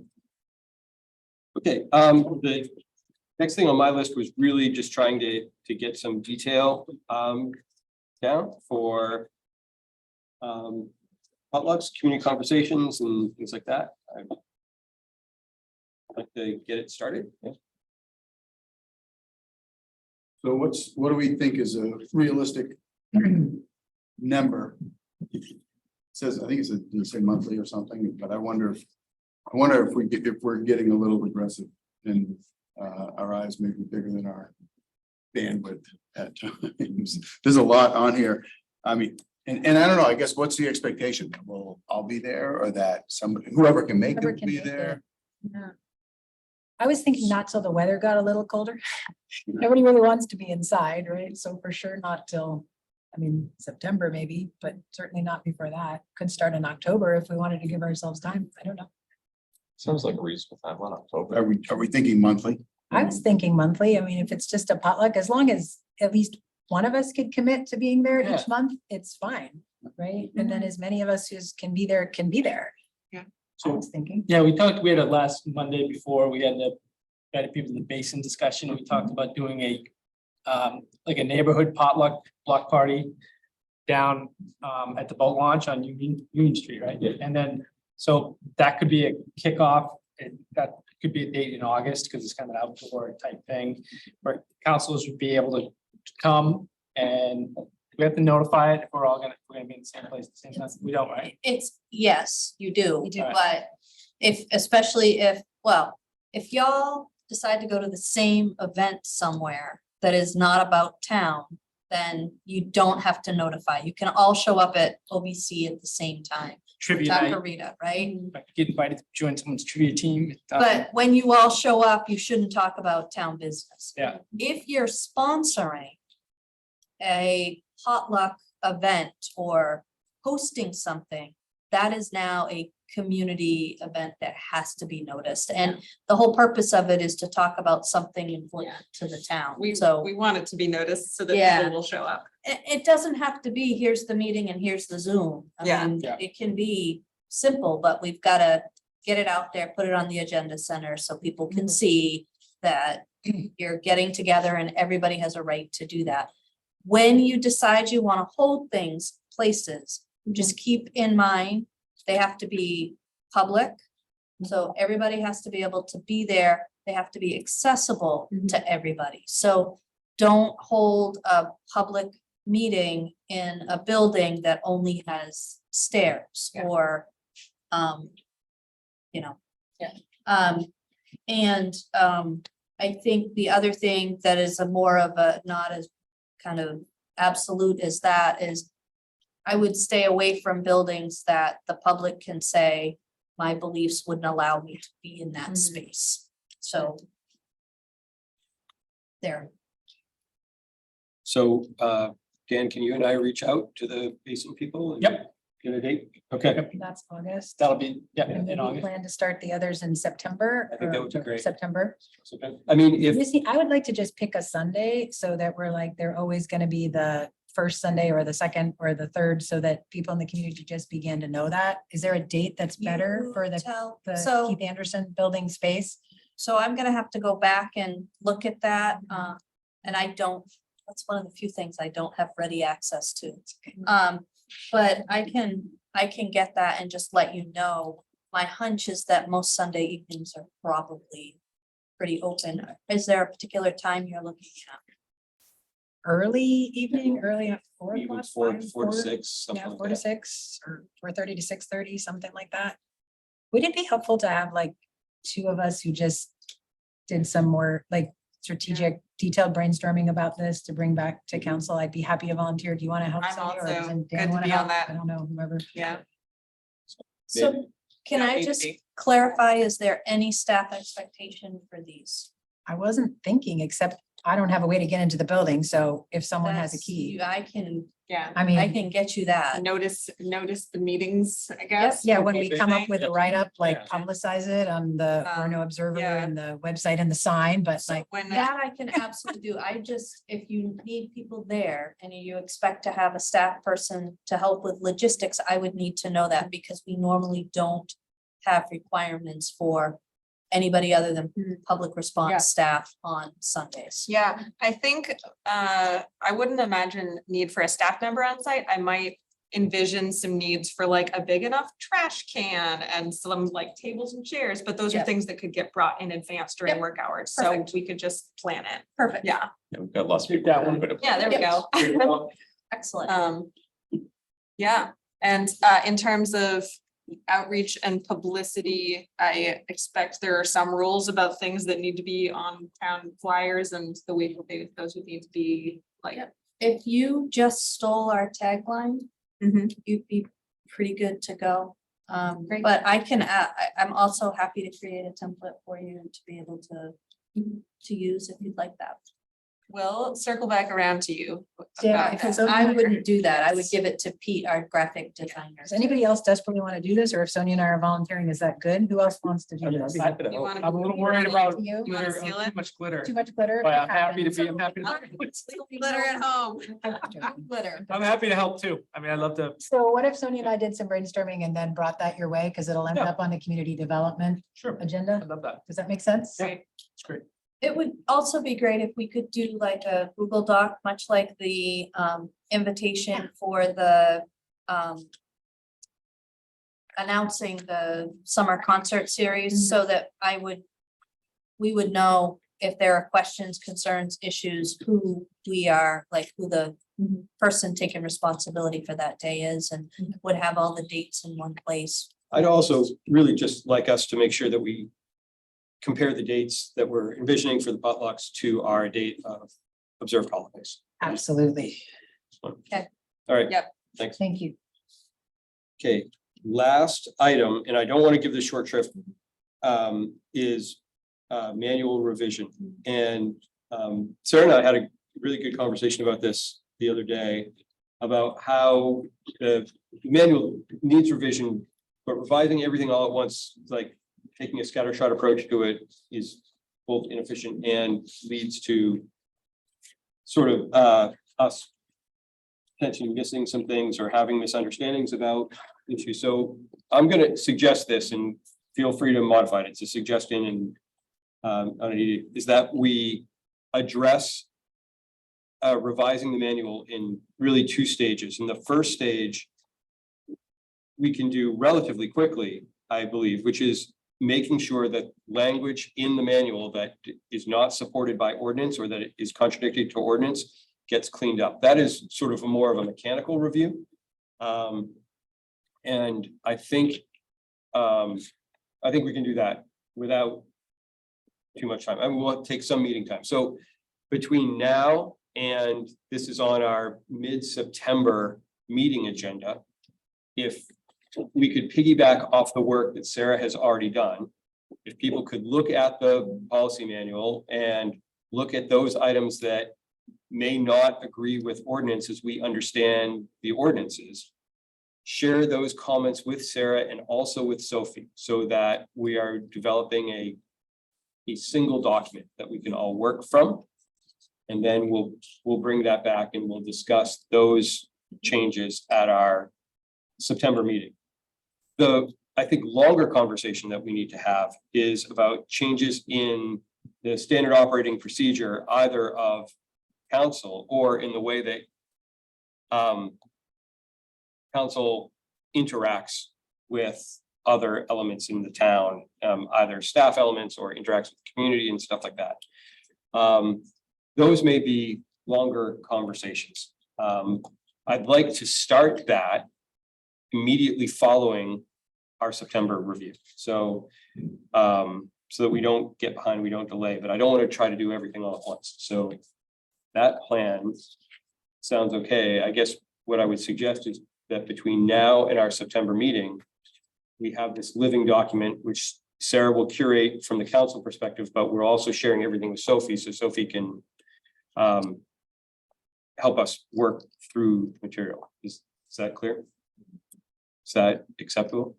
I think it's brilliant. Yeah, and I would say, although we're gonna start with the ones that you mentioned first are all highlighted in yellow Right. in my document, so they're easy to find. But the ones Right. that we have agreed are ordinances, but somebody else might come No, up with something absolutely. else, I'm right? just saying, if you're already wondering, so as you send them my way, if there are other ones, please flag them, as I think these are also, ordinance or charter issues or legal law compliance issues, then I will be sure to highlight them in yellow also to keep that the same, so other people could easily see that. Right now, there's documents that I've shared. Do you want them to be something that's in a format that as I add things, people can see it in real time? Because I can shift that. I don't think they're in that status right now. Are they? I don't know. You know, share Google Doc or. Right. I don't think, I mean, it's, actually, I If you- did send it, maybe That not. doesn't, I don't, I don't be the person that brings this up, but here I go. I mean, what point do we have to be careful about not Right. doing, making So I'm thinking decisions? not, but I'm Yeah. just asking, I want to be clear, because the format I have it in now, I will update, and then you'll see it back at the next meeting when you're told to see it, which I believe is the August committee meeting, correct? I think that's fine. And that, you know, as Dan points out, would prevent us from then sort of accidentally having a back and forth about legal interpretations, which would be debate in this format, which would not be appropriate. So. So I have this scheduled as a workshop on after the September 11th council meeting. I thought Jeff It's- said August, I might have, No, I I'm sorry. think I said September. It's like September 18th or something. So we could put it on a committee on the 18th of September. Right now, I was trying to be a little bit more compact. You guys have a lot of different conversations you want to have, so. You want us to I was start it? Trying to hold you a little bit longer after the council meeting and I think we could do it. do the workshop Okay. after. And then if, when we get to council, there are a lot of orders, then I'll talk with Jeff about bumping it to the 18th, but you know, in general, kind of thought maybe. So which date do you want us to start it, today or in August? I'm okay with either. You were saying August or September? September. Which I one? was thinking that the meeting that council would have the conversation would be a workshop at the end of the September 11th Thank you. council Sounds great. meeting. Thank you. Because I had told you the Yeah. 18th, but then I started to look at what's gonna be there, That's good. and I think we're.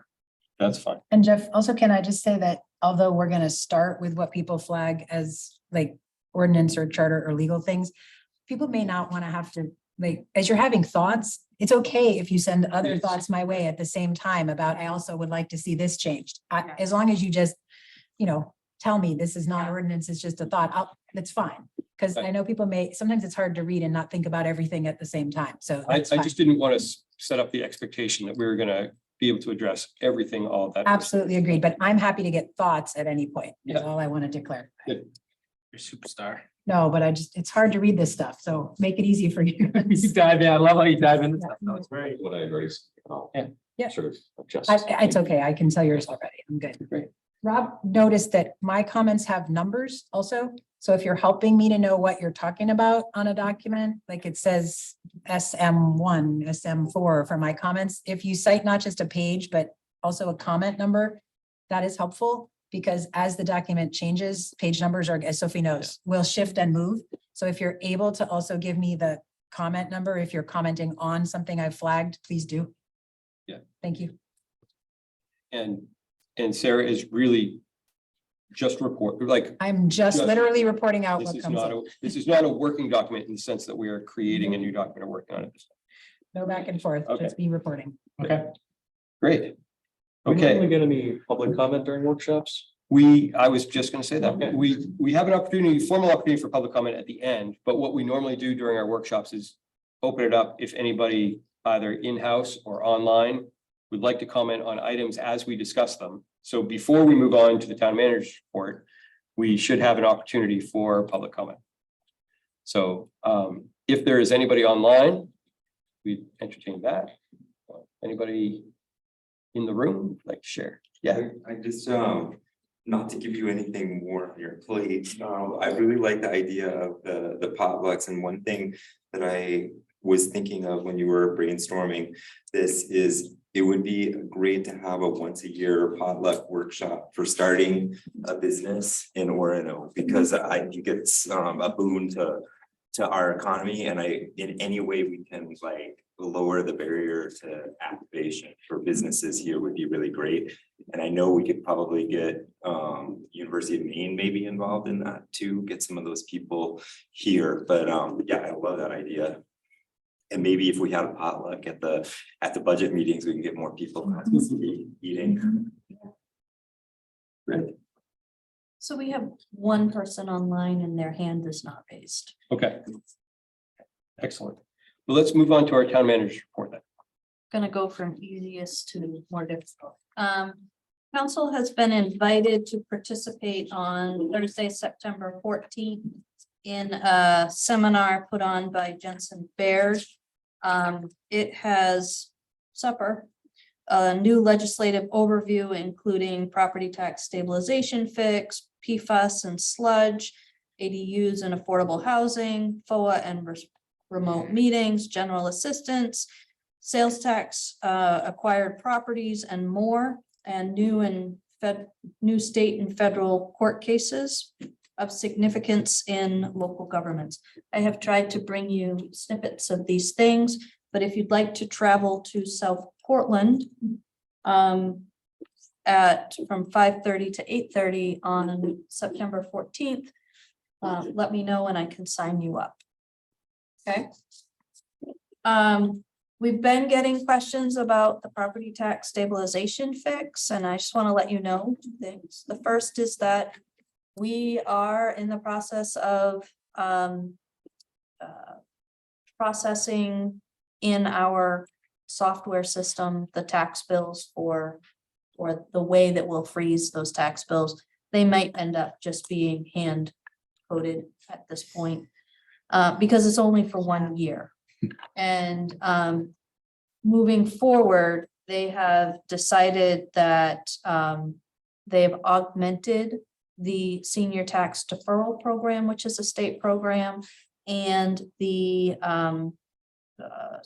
circuit breaker program. So they're making it easier for seniors to get, but it's going to be means tested and there's a process with that. We, staff has been keeping our eye out. There is going to be a couple of meetings coming up for our tax collectors and assessors, but the state has to figure out how to implement the program before we can advertise what it's going to be. People have started waiting for the application forms to come out from us in August to be able to renew by September. It's probably not going to be the case.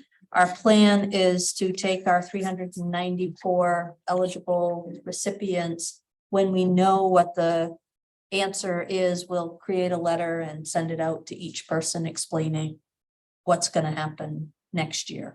But if we use the affordable housing legislation implementation as a guide, that took 9 months to get any guidance and then still lots of questions. So we'll hold. My assumption is that we're not interested in selling the Brownies Beach parking lot for $11,201.40. Okay. Who wants it? Terrain trade, but that came in. So we've talked a couple of times about the wetland violation out on Stillwater Avenue. DEP has approved a restoration plan, and we are in the process of finalizing our approval on their erosion and sediment control plan. So that first plan, the erosion and sediment control plan, they had one, they eviscerated it. So now it's time to put another one up to stop the damage, to stop the impact. And then the restoration plan comes in for them to try to replant, revegetate significant forest wetlands. So DEP has done its effort. They need some data on how many square feet have been damaged. The developer's attorney has proposed a consent agreement that number one says that he reported himself, which isn't what happened, and that it was unknowing, which can't be what happened, and that we could make it all go away by doing the restoration plan and paying the town $100. And that is, I've talked to the town attorney. given the fact that he violated a stop work order, he completely clear cut areas that were clearly delineated on his site plan as wetland, significant wetland, not to be disturbed. And the DEP penalty appears to be something like $1,400.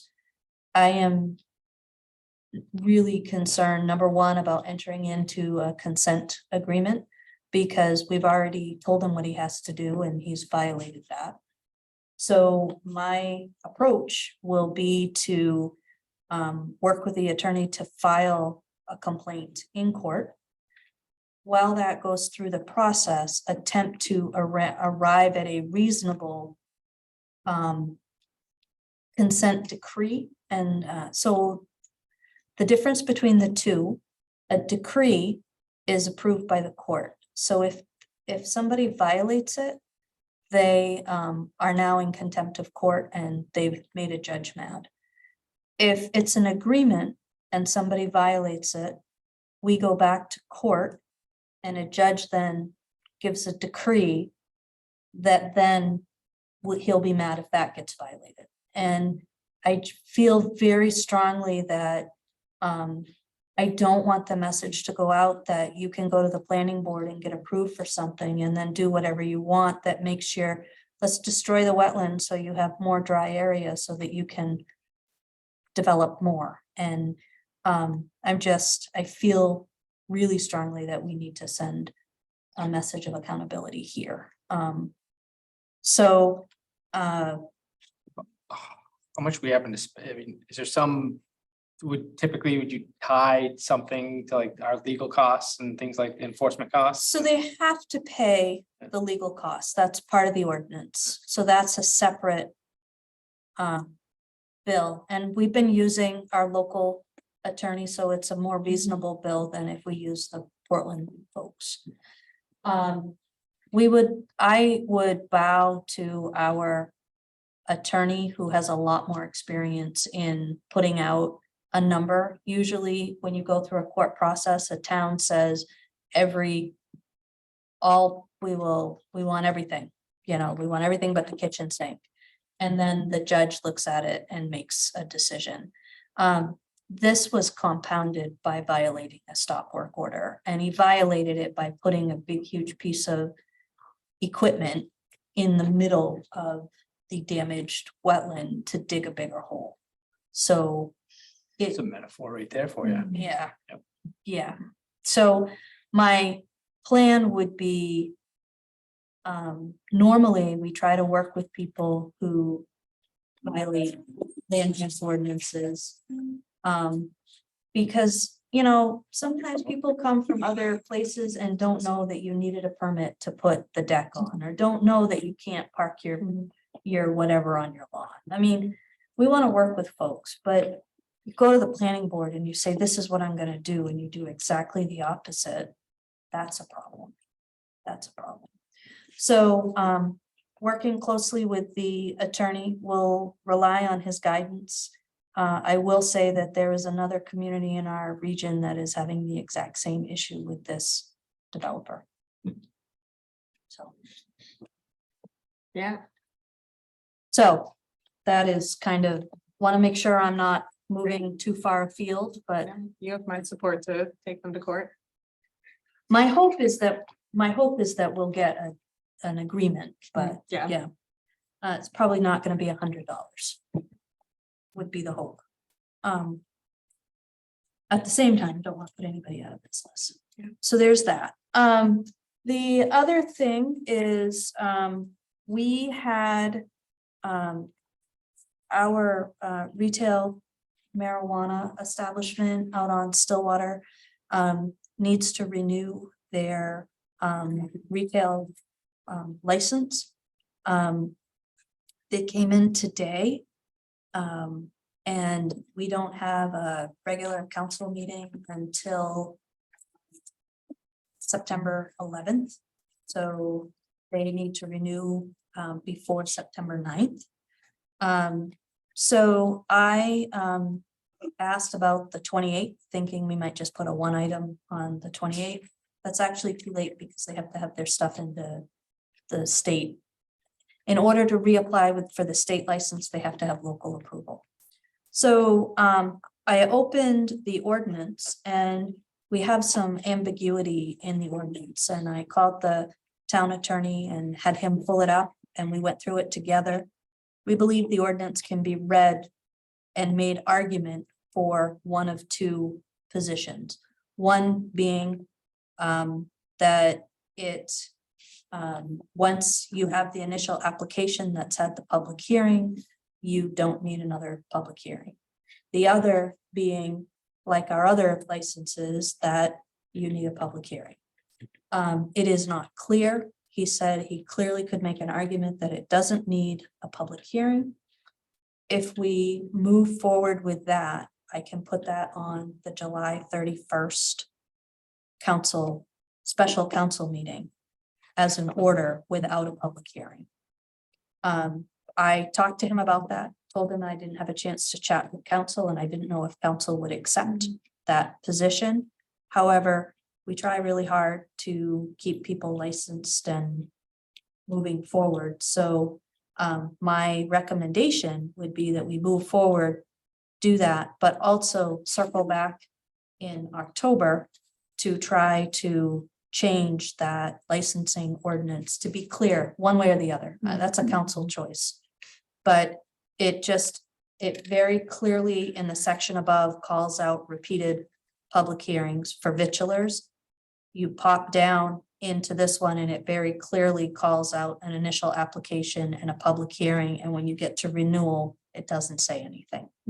So I think it would be helpful if we made it say something, and I think council needs to decide what that is.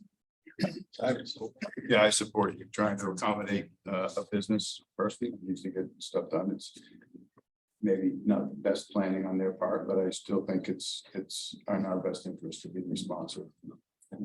Accommodating to the extent that we can, so appreciate that.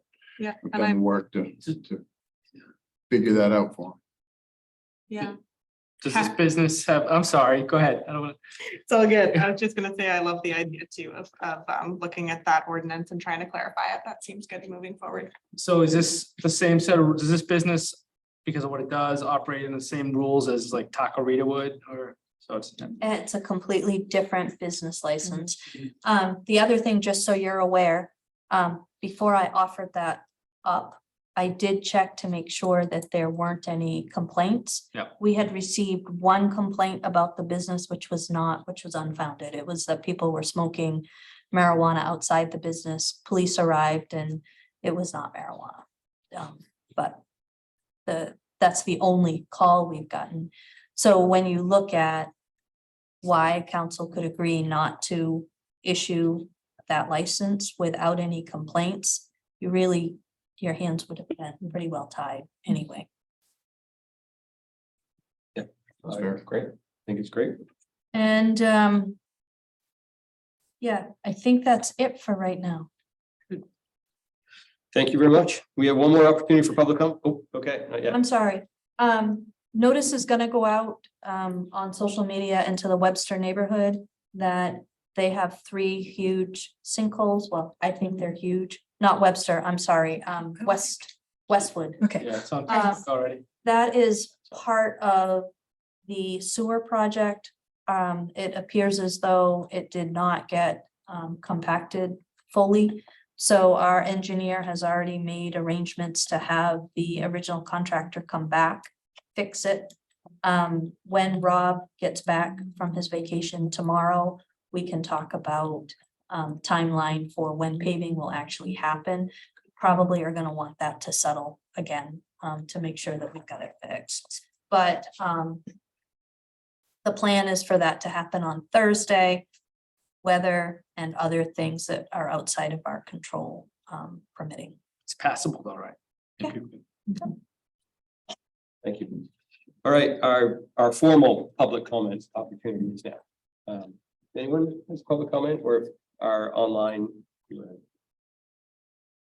No, He gave up on us. okay. Well, thank you.